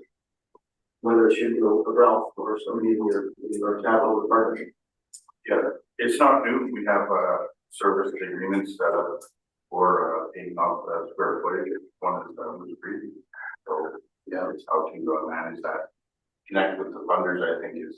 Well, that's what I like. I don't want to put us in the hole. I'm also, you know, a fiduciary to the board, and I, you know, just because somebody builds it, then we can't sort of meet the financial needs of the community to recruit, for them to recruit their investment. But I just wanted to establish a line of communication with staff. Because I do have a community that's very interested in that solution, given that you know, there's not a lot of light at the end of the tunnel for their capital build.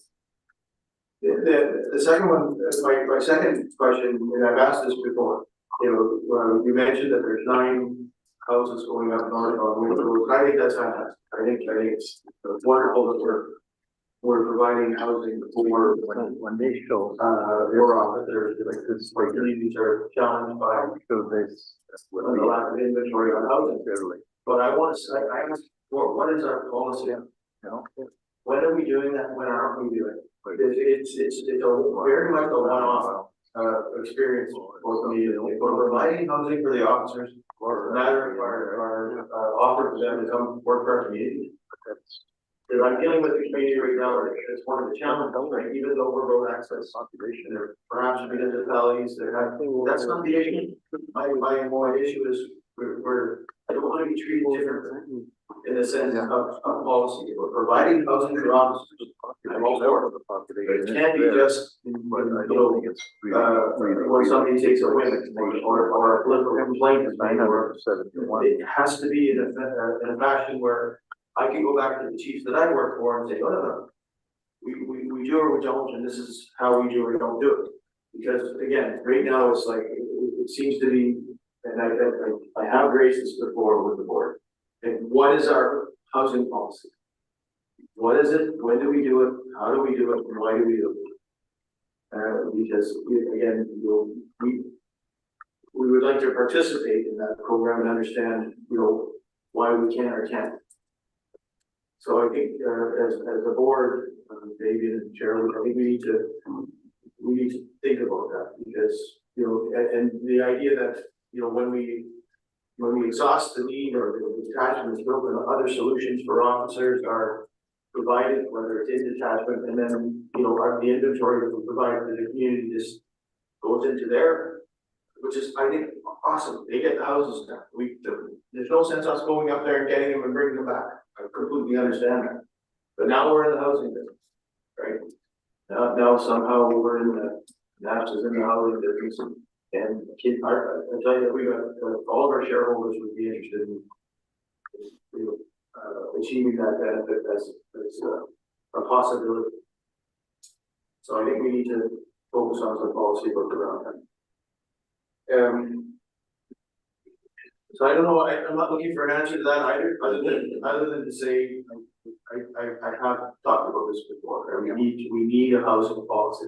So that, you know, even Terry can, you know, defend against when the chiefs come and we have this annual meeting that we've got some roadmaps to explain ourselves. One thing that is concerning, or not concerning, and again, I'm not being, I don't want to sound like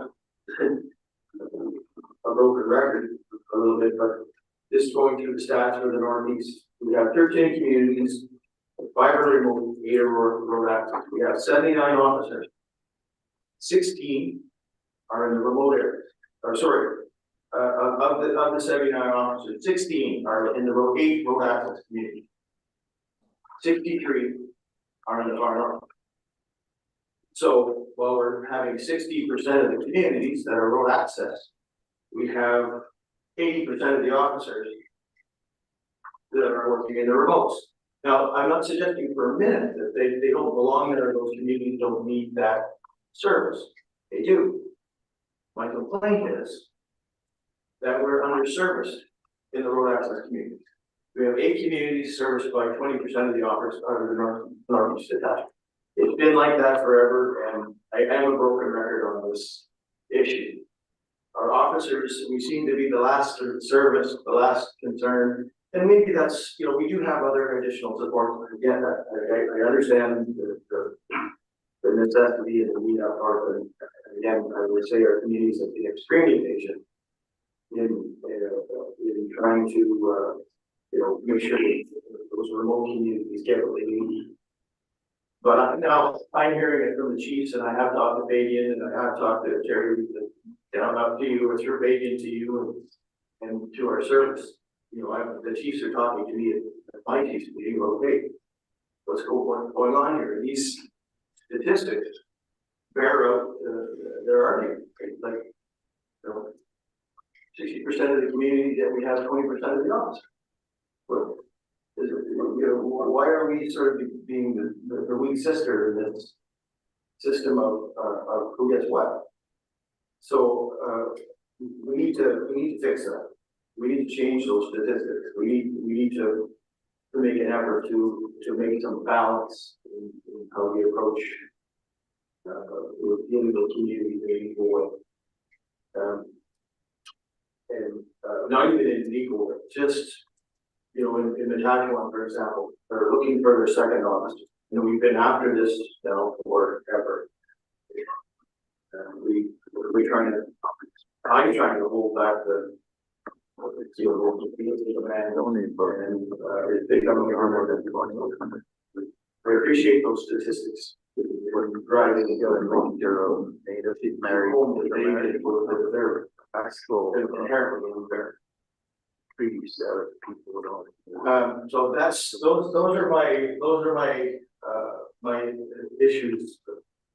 And again, thank you for the report, because without the data carried from you and your staff, I wouldn't be able to do it. But I think it's reasonable where the town is located, or it's within the mining community. So, and you know, drugs. I just want to echo Jason's issues also, because some communities that are on the road access or ranked high on the crime rates, we're still underserved. And some of our crime rates that happen are at nighttime, and the staffing that's being done in some communities that I serve too as well, at the Matawa level, said they're not getting their night needs met because of understaffing.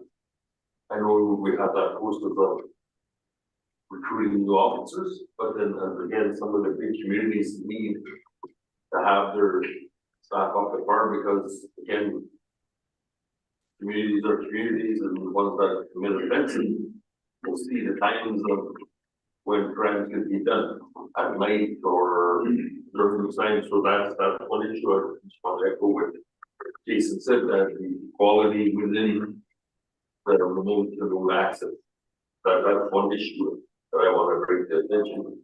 Also, and then just one, you know, how do we recruit more police station officers within the organization? We have in all police station courts or program that we aspire and say and promote that. So so our members can see that, so we know there's any kind of recruitment force that's gonna happen to our officers and stuff like that, and maybe if you're more comfortable in that setting. So there's a lot of options that can be brought to attention from recruiting, as I said, some of our access are underprivileged, and the fact we're also looking at that option ourselves as a plate in every community as well to develop housing for our professionals such as our NAPS officers or WAHA, our ambulance drivers and all that kind of stuff. We're doing that our own. So we just want to see a collective agreement with the First Nations that want to take that next step, seeing how it gets all feedback instead of us getting in that out to their own sort of program. But again, it's just officers in our community. Like our road access is not where it should be as fancy. And if she's seen this road access for revolts, they're gonna do about that. We're the same. I just don't want to be that again, sort of cause a broken record in these meetings as well, but there's no animosity with the revolts or the road access. We're serving these communities as a thing, regardless of what we're remote or road access, we should still be 50 down the middle. Yeah, that's. Yeah. I don't know, there's any more comments from, questions? Go ahead. No, just, I was gonna make a comment for our inspector, the police. Just to convey that message of NAPS has a long history and a very challenging at that, like where, like I said, it started off very, very humbly. Now we're at this level where we are legislated, and as you can tell, we still got quite a bit of ways to go in terms of being able to fulfill the demands. To be able to fill in the gaps. Our road access communities have long suffered, and it's unfortunate. It's a lot of pressure coming from everywhere, like remote communities, remote flying communities. The drug issues have overtaken priorities, I guess. So I was just going to say, like, we've come a long ways. Finally, the legislation allows for this kind of a sense of relief to all the stresses. Oh, I mean, the leftovers. Oh, Who's listening? I'm getting my coffee. I just wanted to point that out. But as I listen to, we do have a long ways to go. We need to make our communities aware. NAPS is not what it used to be before. NAPS is now a fully legislative police service, and I think our young people need to step up too for recruitment. I've said it before where we used to put down NAPS back in the day. People used to say things, the worst things about our police service, because it struggled. It had no resources. It didn't have the proper resources. It became a joke. But now we're beyond that. We're way beyond that. Now we're fully recognized, and we have an influx of not that I'm complaining. It's just good to see the increase in personnel. But we have new people coming in too. Non-Indigenous. So we need to focus on our young people to step up. So that's just a mixed message there. I just it's I don't know if it's I don't know if it's been shared before, but I just want to, from an additional investigation perspective, I just want to express our appreciation for being able to get on this side, and that way we can fully, or we can do the best we can to provide service to our communities. I recognize the challenges I've spoken to communities from remote access locations. We still got a ways to go there. I just wanted to say that. And I just wanted to ask, who do I approach? A couple of families are still looking for missing loved ones, and I know they're planning to go on a journey this summer to go see if they can find them. Who would we talk to, or who do they talk to? They're part of the missing person. To the unit? Yeah. Detective, Inspector, I give you.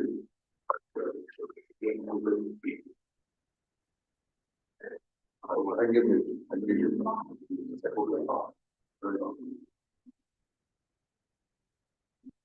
I just got one more thing to add as well. When we're cross cultural training in the offices, sometimes you don't see what the positions are done, this has to be incorporated as part of that training as well. Because again, we're not, as the board member here said earlier, it used to be 80% positions, but now it's the opposite.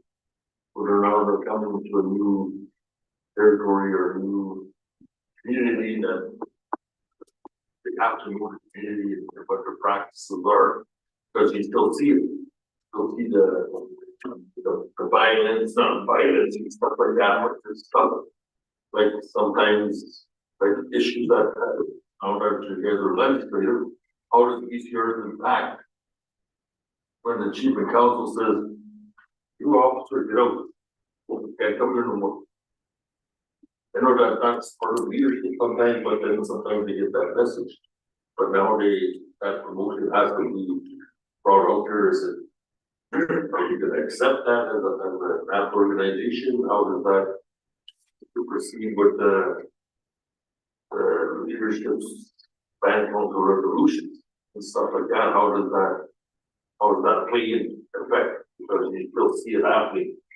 I know our community as well had to do that at one time, but for being behind it, I'm not going to discuss the political picture, but then that still happens. Okay. There's these two things that need to be kind of addressed moving forward as well, how we handle that situation. So, we're gonna come into community issues that are next part of the agenda. But in relation to just a comment from the chief report, I know that the comment also in relation to the discussion we're having here. With the negotiations going on to become legislative, we went through a negotiation process with the federal and provincial governments in relation. How do we measure them to have on par the equitable resources we need, I said, as a police force in Ontario? And I think we use OPP standards that they use. And that in this negotiations, we identified that we were on par with resourcing of the OPP. We were eligible to have 500 police officers, right? And there must have been a formula that was used for how it was used that factors in our First Nations. Each First Nation that we serve, 34 First Nations that we serve, what factors in relation to how many officers, how many resources would be provided to the established nation. So we will need to have to look at that in relation to how we allocate police officers from each year on, and based on the negotiations that we have with the persons as you speak in relation to the needs and demands and the First Nation required, including the road access community.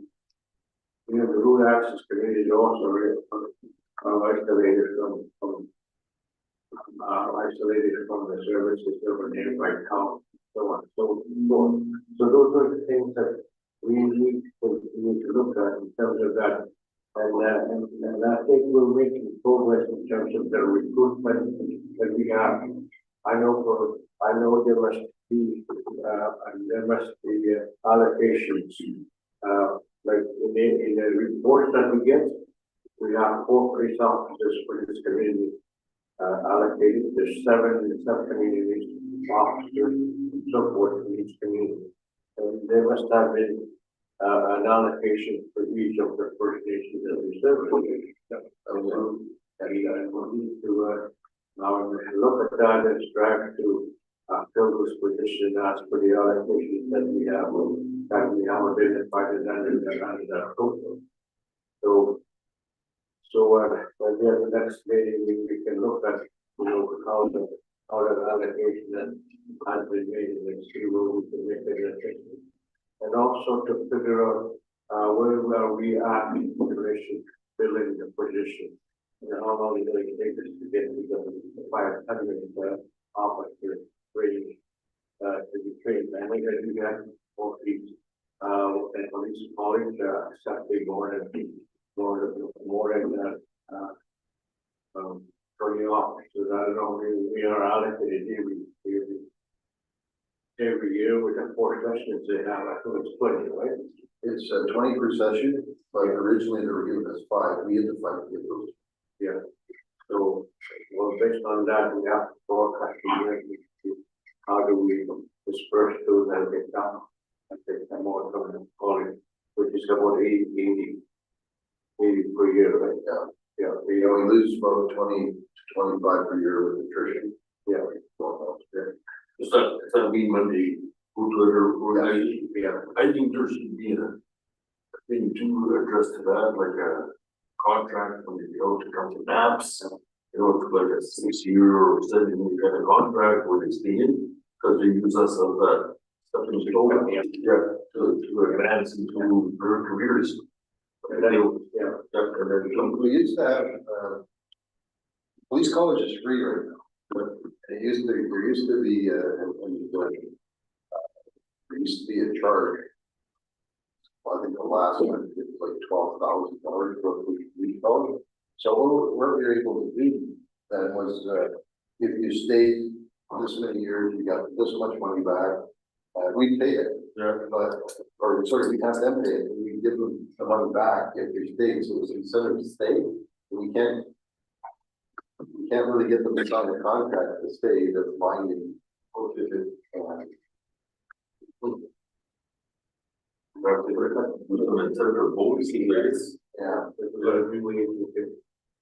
Yeah.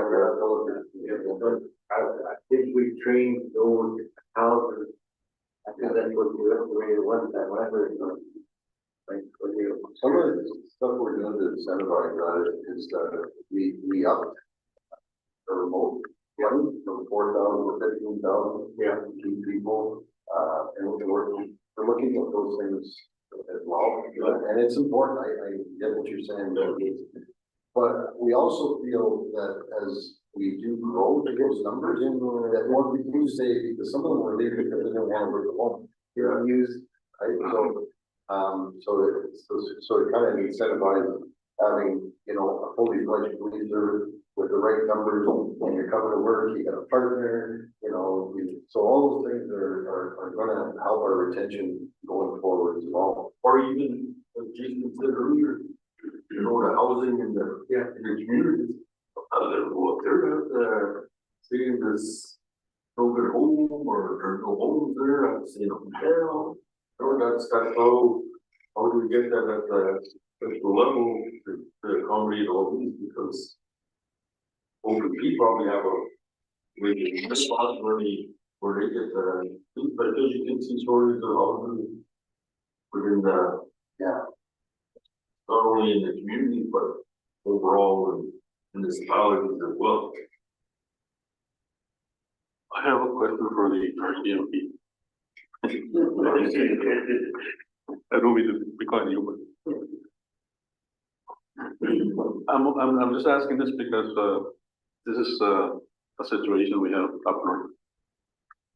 As best as we can to accommodate our constables, the units are only designed to accommodate the constable himself. Over the years, I have heard, constables say, if there was a family unit, I would stay there longer, or I would live there, bring my family. Did the RCMP provide family units or do they do that? With my days with the RCMP, no. No? No, but there, in some communities, they may have like a military base, they may have something that's government subsidized. But not RCMP specifically subsidized, more government subsidized. But no, they don't. Not that I'm aware. Alright. Thank you. I just wanted to say something too about, board chair, just our opt-in plan shows how many officers are going in each community and our timelines, going forward, so I think that we should be sharing out with the board. I have mentioned, the board members and stuff too, that maybe work around for that plan. We negotiate it all out with the government, so we should bring that out. What I've got in my notes is the updated implementation plan, so the next 20 auditors, come on, this is where we think they're gonna go, that kind of thing. Yeah.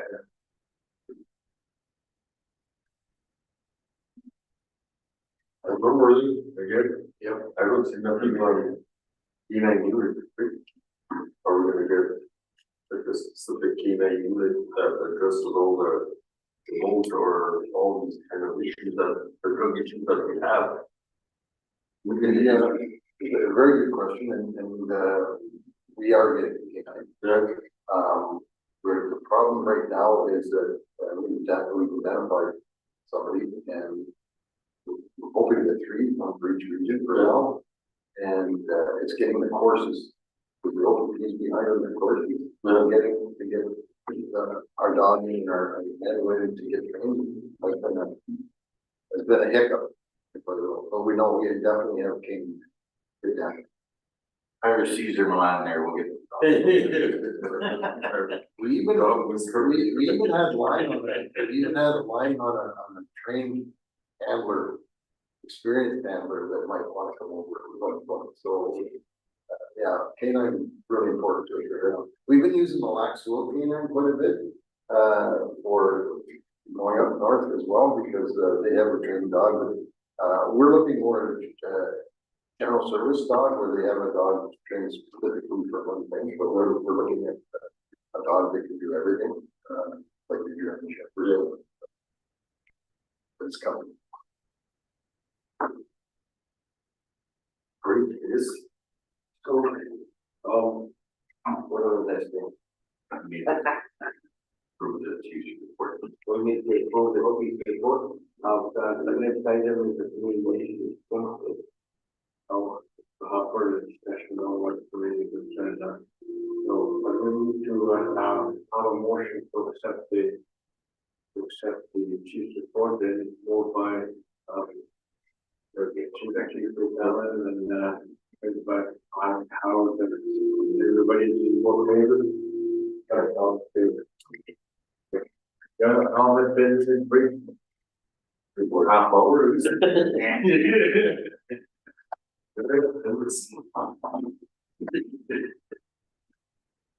Thank you, the chairman here. Yeah.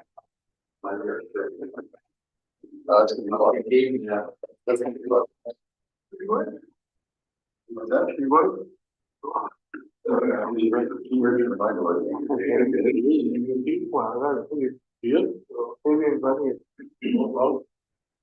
was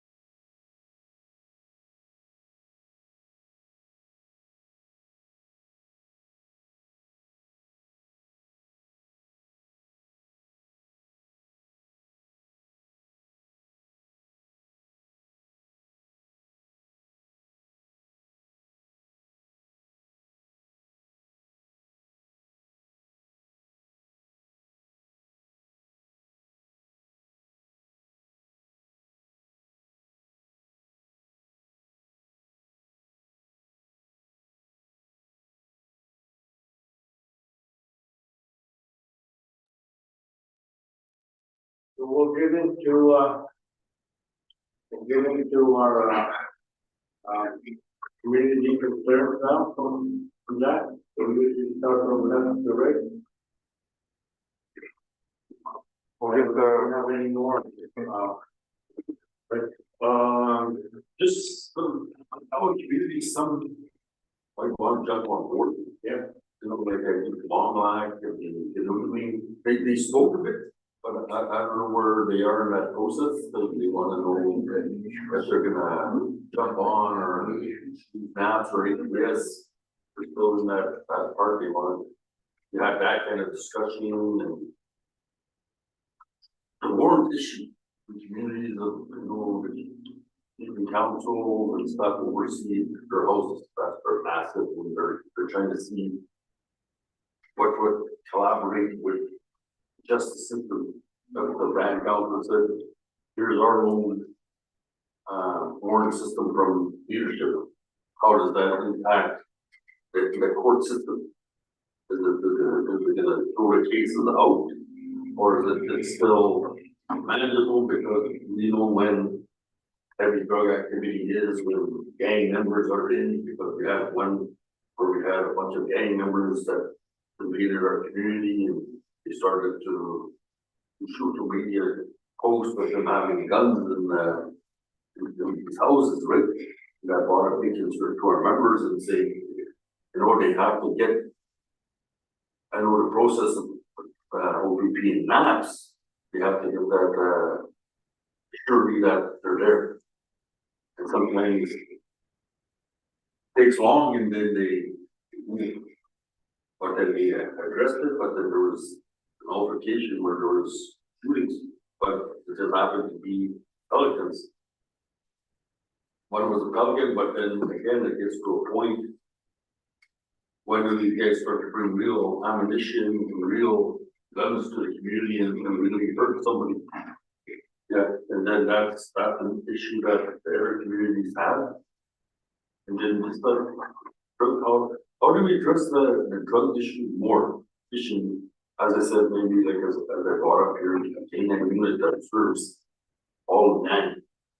In order to give some certain grades and myself, as chief of my community, I'm dealing with Ottawa, police officers and dealing with some of their officers that I used to know in the past. And their dads were the officers and I went to school with them. Now we're collaborating with the NAPS and the Herschel VP and us to collaborate with big drug busts in our community to show that we're there. But it's the issue of the warrant system and addressing it right away because people see it.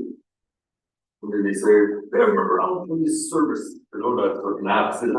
Yeah, I know they get that thing, but now as I said, we're legislative, these changes will come in and to bring that change, but then we have to see what bylaws that we can implement to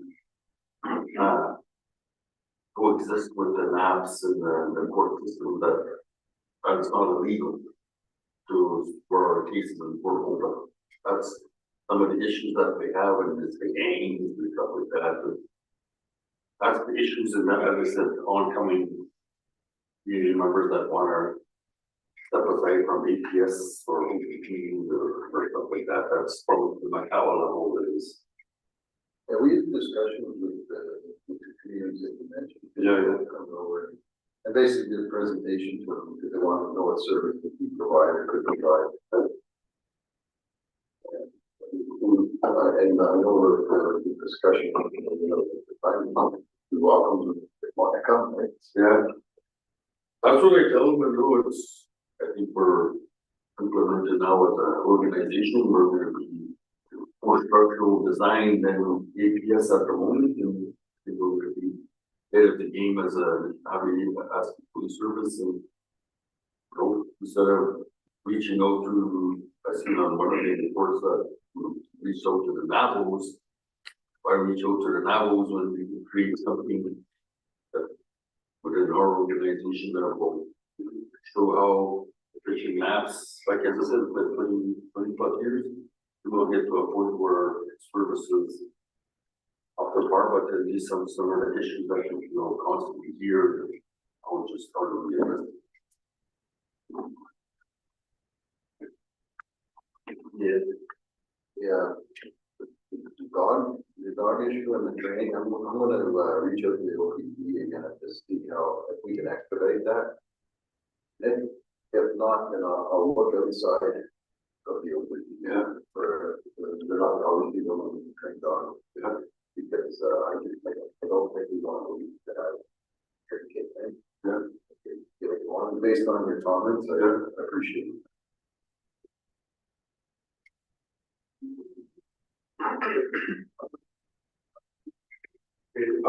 This factory, no, issues really in regards to, living in, something like that, there's lots going on there all the time, a lot of drug activity. Moose Cree First Nation has tried to, assist by, you're probably aware of it, the drug task force. To work along with, the NAPS point and, it seems to, I wouldn't say working 100%, but it's kind of slowing down a bit, but there's still a lot of them. We could have another airport on the way there on, Friday from over. So that is still happening and, I'm not sure if that's something that's ever gonna go away and probably the best thing we can do is try to attempt to slow it down. But overall, I remember the last time, I came to a meeting, there was a lack of presence of the police in the community. So that has changed, drastically. You know, they're busy as they are, you know, they're always around, we see them in the community a lot more. I have been with there for 3 or 4 months, doing the 24/7 patrol present in the community. But they're gone now, and they're talking about them coming back again at some point. And you know, like I mentioned earlier, I talked to a few of the guys there. I try to interact with them and speak with them and you know, get their feel of what's going on. And one of the things that they have conveyed to me, you said earlier that they, you know, the morale that is gone up a lot. There's a big improvement in that regard, and you know, they're excited for this new chapter of life here with the new legislation and where it's going, and at the same time respectful of the leadership that they have.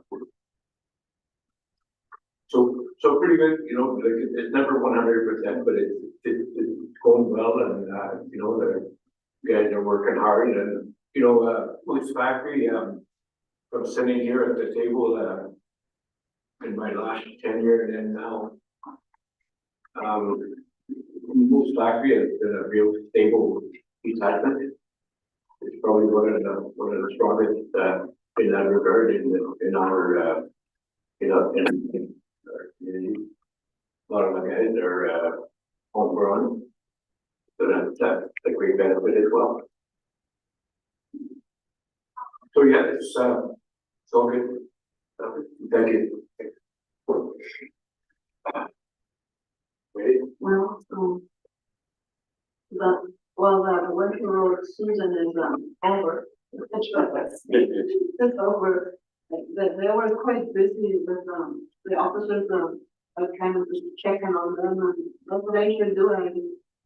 You know, I go and talk with them and see how they are and if there's anything major going on or well, it's usually always the same anyway. Like they look for the drugs coming in and but they're really working hard. And, but I just want to try and, kind of, try to talk with them and make sure they're okay. And, yeah, it's still the same, you know, like Carol was saying that, it's like, it's something that, we wanna see something, we always wanna see something to be happening or something to be done about these kind of things, about the drugs and whatever. But, it looks, sometimes it looks,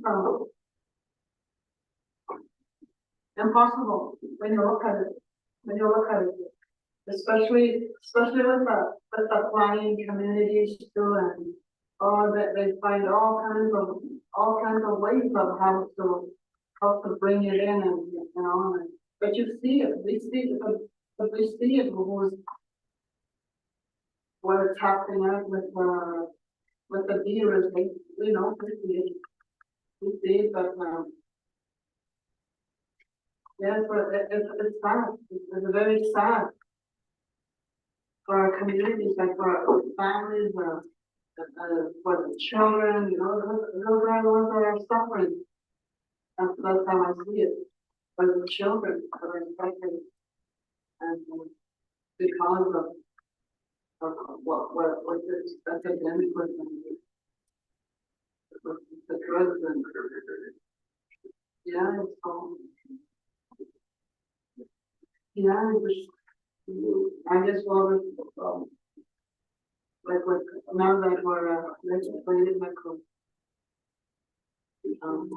I guess we'll just have to wait and think. So that's why how I usually kind of think of like what next? Like what's next? What's the best to do now? And that's how I look at it. Especially as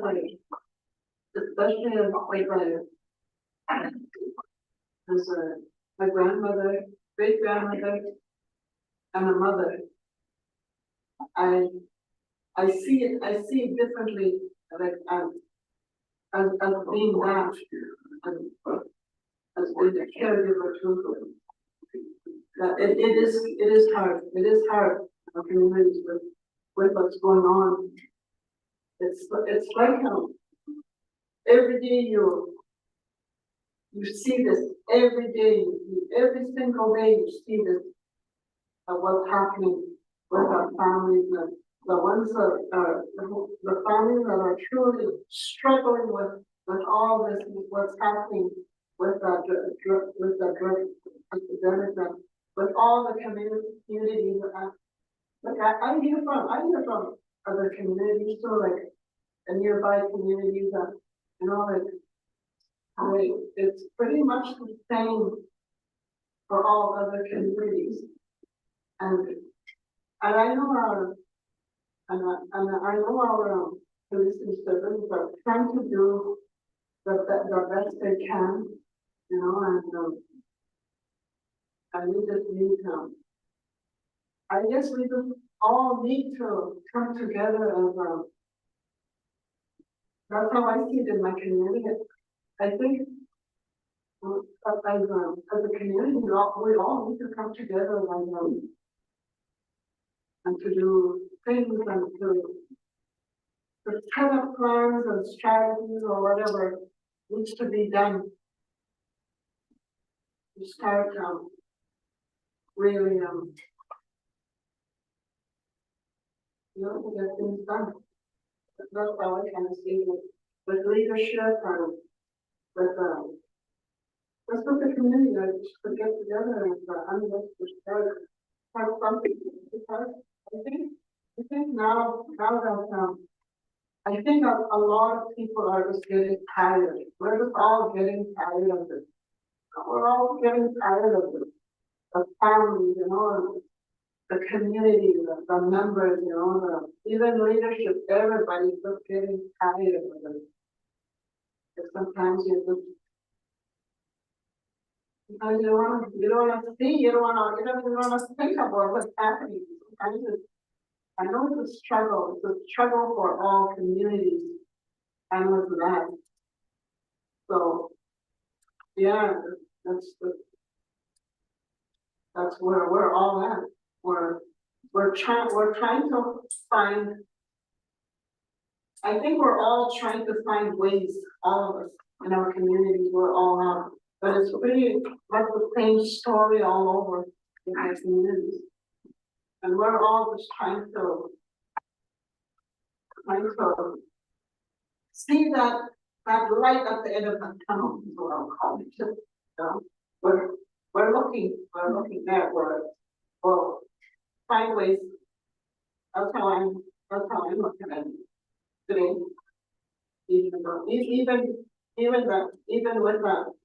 with exponential legislation, that gives us hope too, that gives hope there too. But I know it's not going to be, easy. I know that.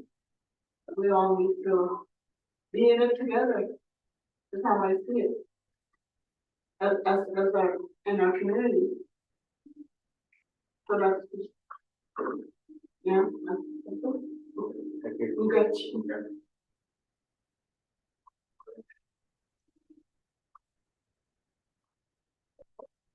We're constantly coming up with some drive strategies. It's our number one word. Because every meeting is the same comments, because it isn't changing a lot. Probably what I should have mentioned too in my report was that we're at 281 now. Opposite. And we had 140. And with all the added programs, we had 106. Our growth to 520 is still way off, but you can see at 280, you can see the differences. In a lot of communities, I'm hearing that, you can see the differences in the numbers. So that's gonna circumvent some of this drug activity to having more people on the ground. But like I say, we are also coming up and there's some stuff happening right now that I'll probably be in a better position to share with you in the next meeting. Because I don't want to tip our hand publicly on some of the things we're doing. This is a public forum. So, but I assure you that drugs is a forefront for us. Because this is what and like I say, there is some initiative. I've discussed some of them both legally and with the board chair at another venue. And yeah, so we're looking at continue to wrap things up as part of the drug world. Yeah. Thank you. Jason? Yeah, I think I had my little, some of the things that we're concerned about exposed during the chief of police's report. But sort of echoing that sentiment in the communities update, that doesn't come from me, that came from the communities. So I'm sort of feeding into your report based on what I'm hearing from the chiefs and the communities back home on all those three or four things that I brought up earlier. So I won't rehash that. But I did want to come back to, I guess, the one thing that I did raise, which is the detachment at Garden Coast that will be, hopefully going to tender this spring and then through to construction over the next year and a half or so. Just some quick concerns, I guess, who knows what the tariffs are going to do. I mean, one of the challenges with the way that they roll out the capital construction is they set a budget. They set the budget 2 years ago. So I don't know what's coming from the tender documents, right? We put out a scope of work, there's a site, there's a bill, it's got certain dimensions, but I don't know what the contractor can say. Is lumber increased, the tariffs on it, like what happens and then what? So I'm hopeful that that's not an issue going forward, but just raising that as open flag and, project risk, and also, maybe something that we can talk to our capital people about, in that, it's not really fair to communities to be, sort of confined to a budget. And then instead of,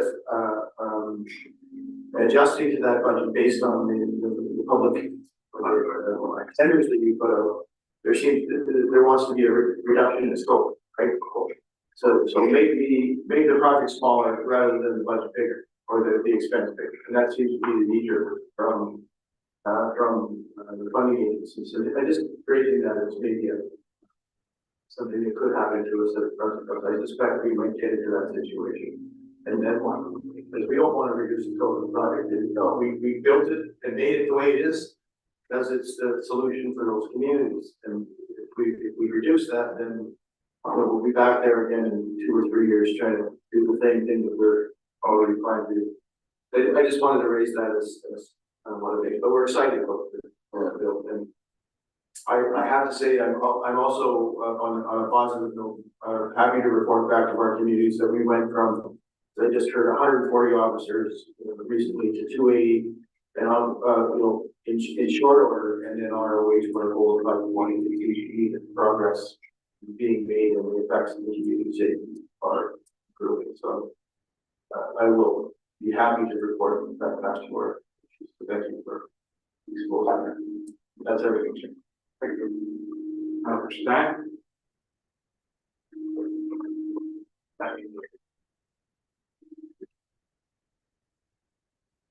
How do you do? Yeah, hello. Okay, can we all community concern issues? Okay. The some of the speakers I can't really make out. I think the microphone might be too far away from some of the speakers. In terms of presentations, I'm able to follow 100% because the written text is available at the same time, so it's pretty good. I represent EFNA. Within EFNA, we have 5 communities. We have White Sands, which is 1850. I think they have in Schnabek Police Services, and then we have Pekachka OPP, and we have KI OPP, and we have Lac Seul, that's Independent Police Services. At the present time, EFNA is the only one. At the present time, Musqueam is the only one that is part of NAPS. There was interest in the past in terms of NAPS. I have not been called in to the chiefs meetings recently to give any updates, but I imagine I will be sometime in the very near future, because NAPS is now legislated. I think the ethnic communities may be interested to hear what NAPS is all about. So in terms of Muskrat, which currently belongs to NAPS, I've been in and out of the community a lot this winter. At the and what they do there is that they search all luggage coming at the airport as well as the winter road system. And then talking to the NAPS officer, they're present all the time. When all the airplanes come in, every airplane that comes into the airport, they got 2 sketch services a day. And I see police presence, NAPS presence there all the time, while the peacekeepers do their search. The officers are visible. And I was told that as a result, there's a lot less partying going on. So I think that is good. So I don't have too much to report other than I guess an update needs to be given to the chief of council in Musqueam in terms of scheduling the new detachment. I know NAP's been in and out of there in the past to talk to them about the scheduling of the detachment, but also now that the accommodations facility, the trailer, I guess, was transported on a winter road that the chief and council would like to know as well, exactly when they can expect that to be set up as well. I imagine this summer sometime. So those are just logistics. I think that the chief and council should be informed of, just so that they know what to expect in the very near future. So I don't have too much to report. Thank you very much. Thank you, Stan. Yeah, that, the schedule will be set up this summer, the building you're talking about, Stan, so, and, as far as, advising the chief and council, I'll make sure that gets done.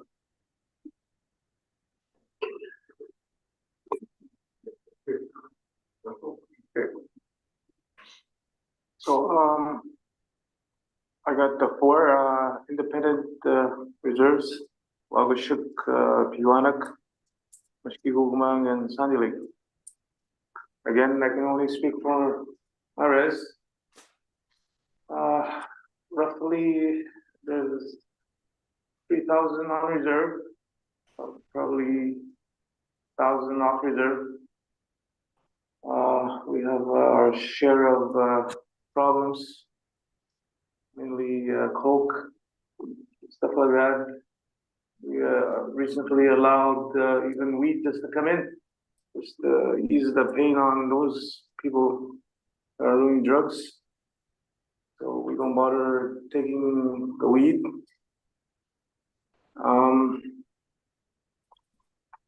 We have lots of problems, you know. Sand Lake's pretty busy. We roughly have even 4 or 5 medevacs a night. That's how busy we are. You know, all these drugs coming in, people going in and out to bring in coke, and we can't test those people as they open. Like what everybody's saying, they'll just sell it, and by the time you do a warrant, the drugs are gone. Yeah, they just go back and forth with picking it up and stuff like that. I know we just recently hired 10 guardians, we call them. Like every community is different. We try to battle as much as we can. We still do raids as council. We will go to houses. Sometimes we will ask NAPS to come with us just to be safe, and that's what we do. We'll try to attack as much as we can. If we don't do it, it's going to get worse. But so we got even there's brew, lots of brew. They'll do the brew that night, and they'll drink it the next day, and people get sick. Yeah, that's how it is. And like I said, we hired 10 guardians. We're paying them like 70 grand a year. So that's not going to last because we're going to run out of money eventually. So that's helping NAPS over there as right now. They'll even do the mail. And that's where we're finding lots of coke coming in. They'll if you see a suspected mail, they'll get this person and they'll open it and bring it to the conference room and they'll open it there. So that's the things we do because I know trying to stop as much as we can. I wanted to say a little bit more, but I went to Piwanak last when did we go there? A month and a half ago. So I'm glad I went there. I've visited Wagashik, so I know they have their own share of problems. I know independents don't get together like other like Wendigo, they're together, but us we're separate. Speaking with those people, like I seen a stat. Mosquito man, they have 900 calls compared to us, 400, and they're a smaller community.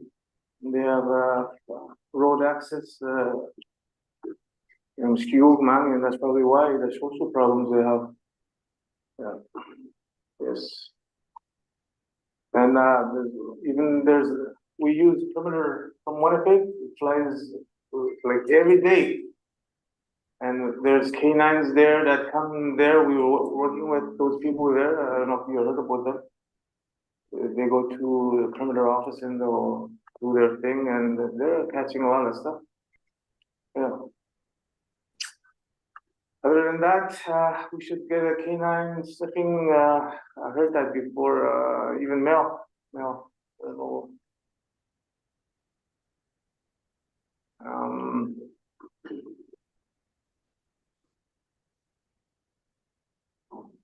So we try anyway, so I know we work with NAPS in our community. We try to get them to do as much, I have a direct call myself to the sergeants instead of me calling the comm center, because I don't like calling the comm center. Because we're over there at, in an isolated reserve, why bother calling comm center? Yeah, so, and I think the comm center is a big thing for us still, they're cheap. Yeah, so we need to do something. All right. It's got its advantages too, I know that there's problems with the comm center, but one thing is that officers can't stop the calls if they're recorded. So they have to deal with stuff, and that historically, that's some of the stuff happens, so officers would be not going to calls, not recording calls, stuff like that too, so it's, yeah, it's got its ups and downs. You gotta sort through these down.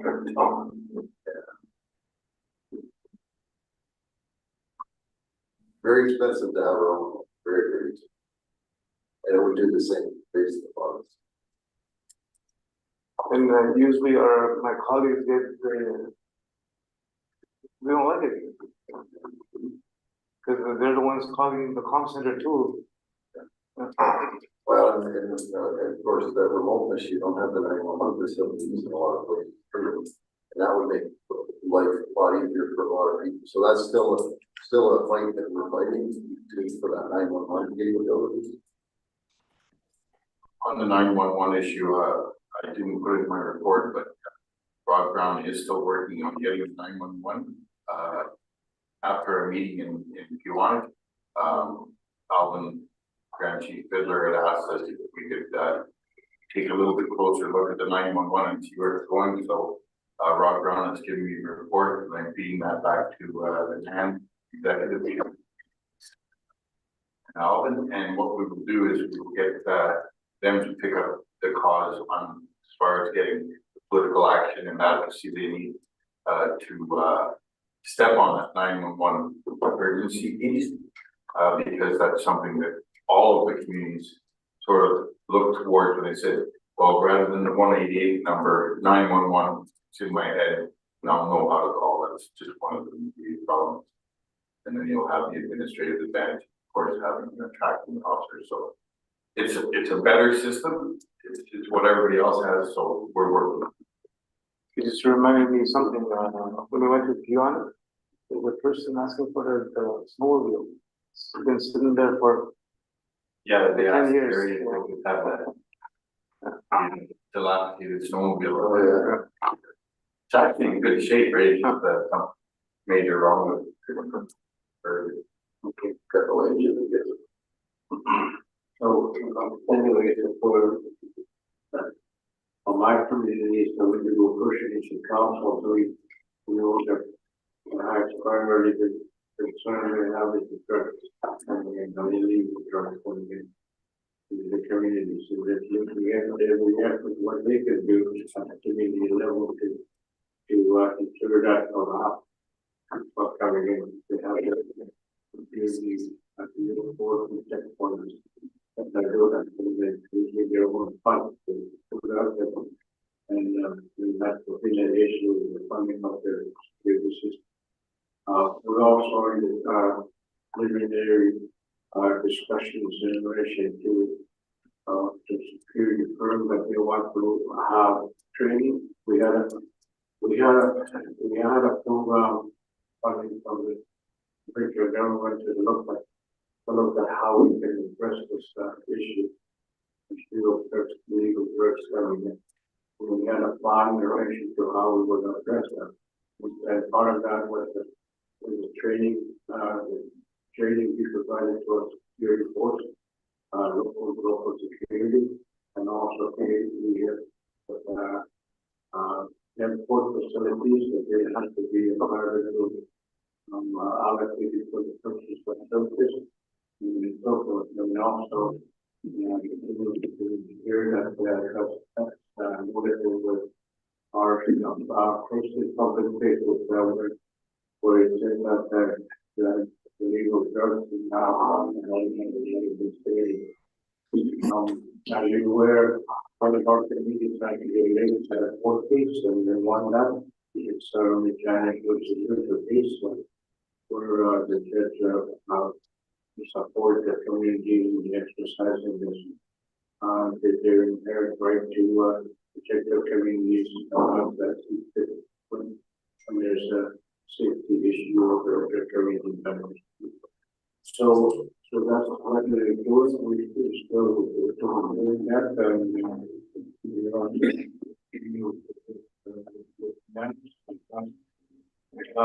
Three new chiefs in my community. And two of them are just the fresh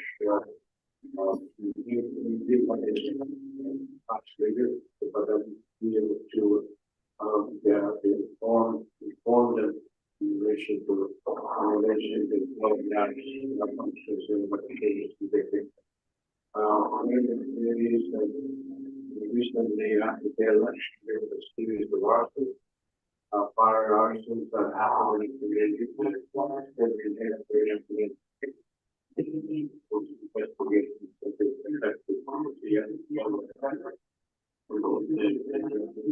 Leadership in the country was treat again,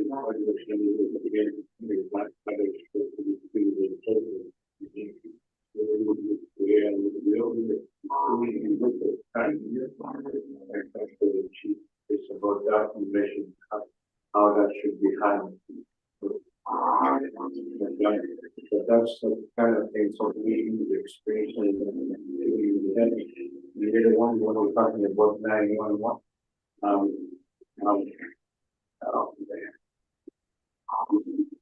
The long number that they have to try to memorize is what gets the hundred.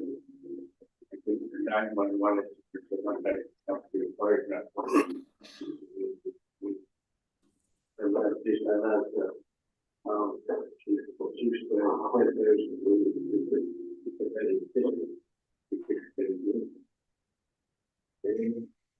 because the facts whatever the police have to respond to every call within 30 minutes. I got a more community chiefs, the chiefs in my community was calling on behalf of the chief in the other community. I know that was what they told us, they told the police, the child was left alone in the house or something like that. Then they said, 911 call from them, and just going to that, they called out that they COVID got to that, in terms of the call, it took 7 minutes. It was probably like something Saturday they got called from that police, that went to the house to respond to address that issue. You know, how it looks, I mean, how it looks, find it when I first was evaluation of people not something that the language of what people that use the English well. So because they have to provide the information, they have to provide information what the caller at the other end wants to know in real time to send them home. To send it to their office, so not a community of where it should be going.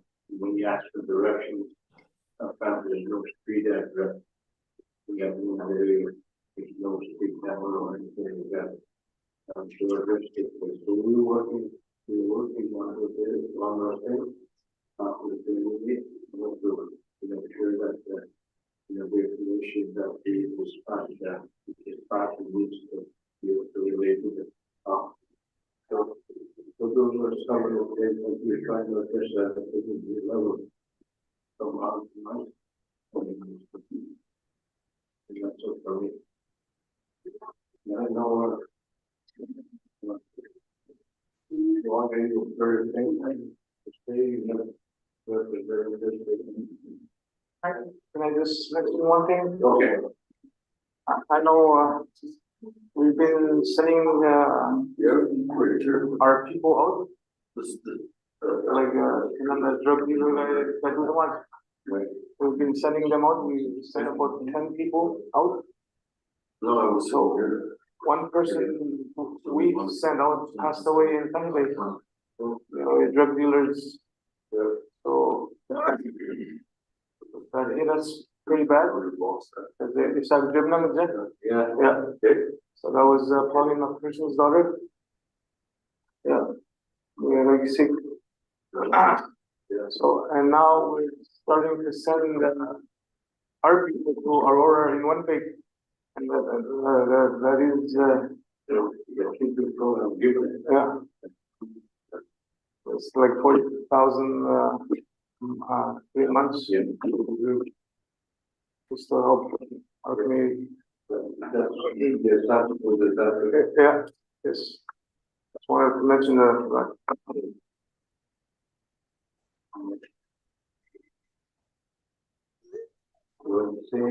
Maybe again, just to,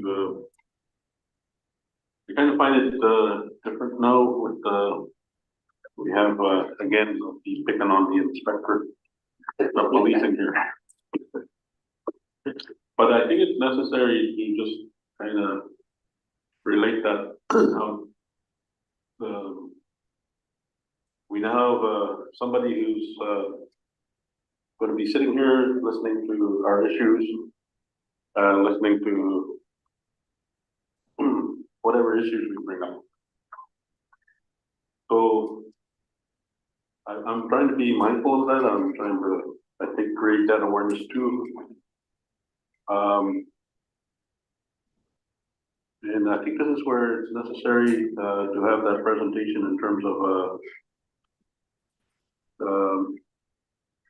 for the folks from the outside looking in the NAPS. It's important to understand the geographic locations of our communities and also the historic the history of our people filled with injustice, trauma, assimilation policies that were very, very devastating. There's a lot of pain, a lot of unresolved trauma. And sometimes policing work is not the solution or the answer. The police do the best they can to be involved or try to help with the citizenship. A lot of it is mental health. A lot of it is what they call it intimate partner violence. A lot of domestic issues. So it's just a lot of things that the communities deal with. Nowadays, it's more about the drug crisis, how it impacts the whole community. Capacity, the workforce capacity is very low or very minimal nowadays. People are getting caught up in drug addictions, so they lose their jobs or they're not showing up for work. There's different issues, and like as was pointed out earlier by the chief of police, at one time we had 181 personnel. We're up we're up at 280 now. But, under the legislation requirements, in order to have a fully functional police service, you require, over 520? You require 520 positions to fill for the population that, and the communities that we serve. We still have 240 positions to fill. So the stress is not really lessened, it's still there, the stress on. We're only halfway into what we should have. But again, I will say legislation has provided us, provided that opportunity to get there. But it's still a growing pain, it's still filled with challenges. Housing is an issue, things like that. For myself, I was a board member for a long time too. I used to be able to participate in the community issues. But now, in my role as deputy grand chief, we're involved in different issues, like we're discussing the court system, how it works, how it doesn't work, and the challenges they have. We've been asked to make sure traffic laws are enforced, and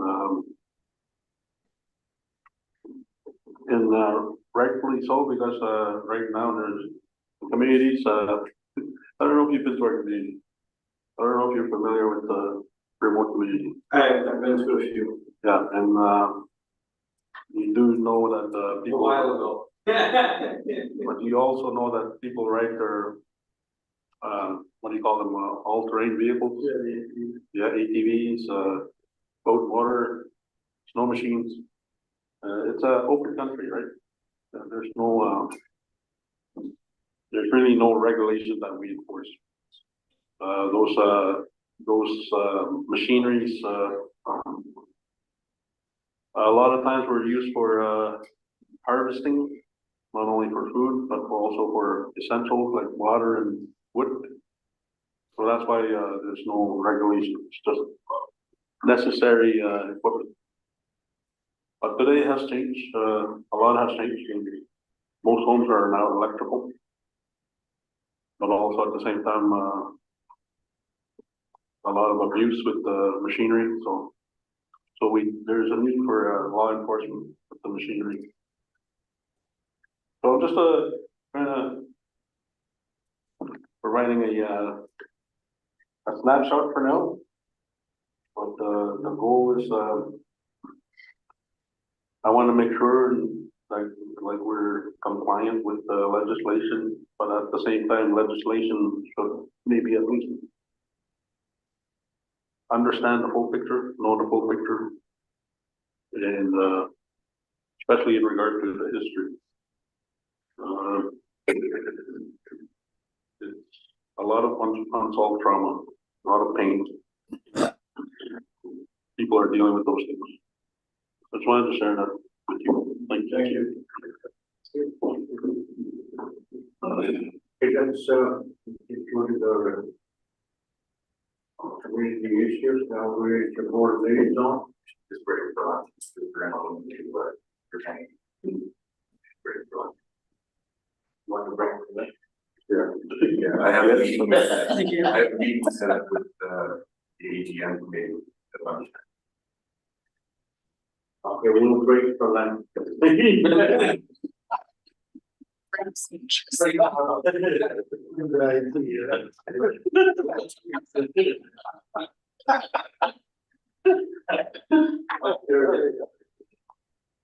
be back.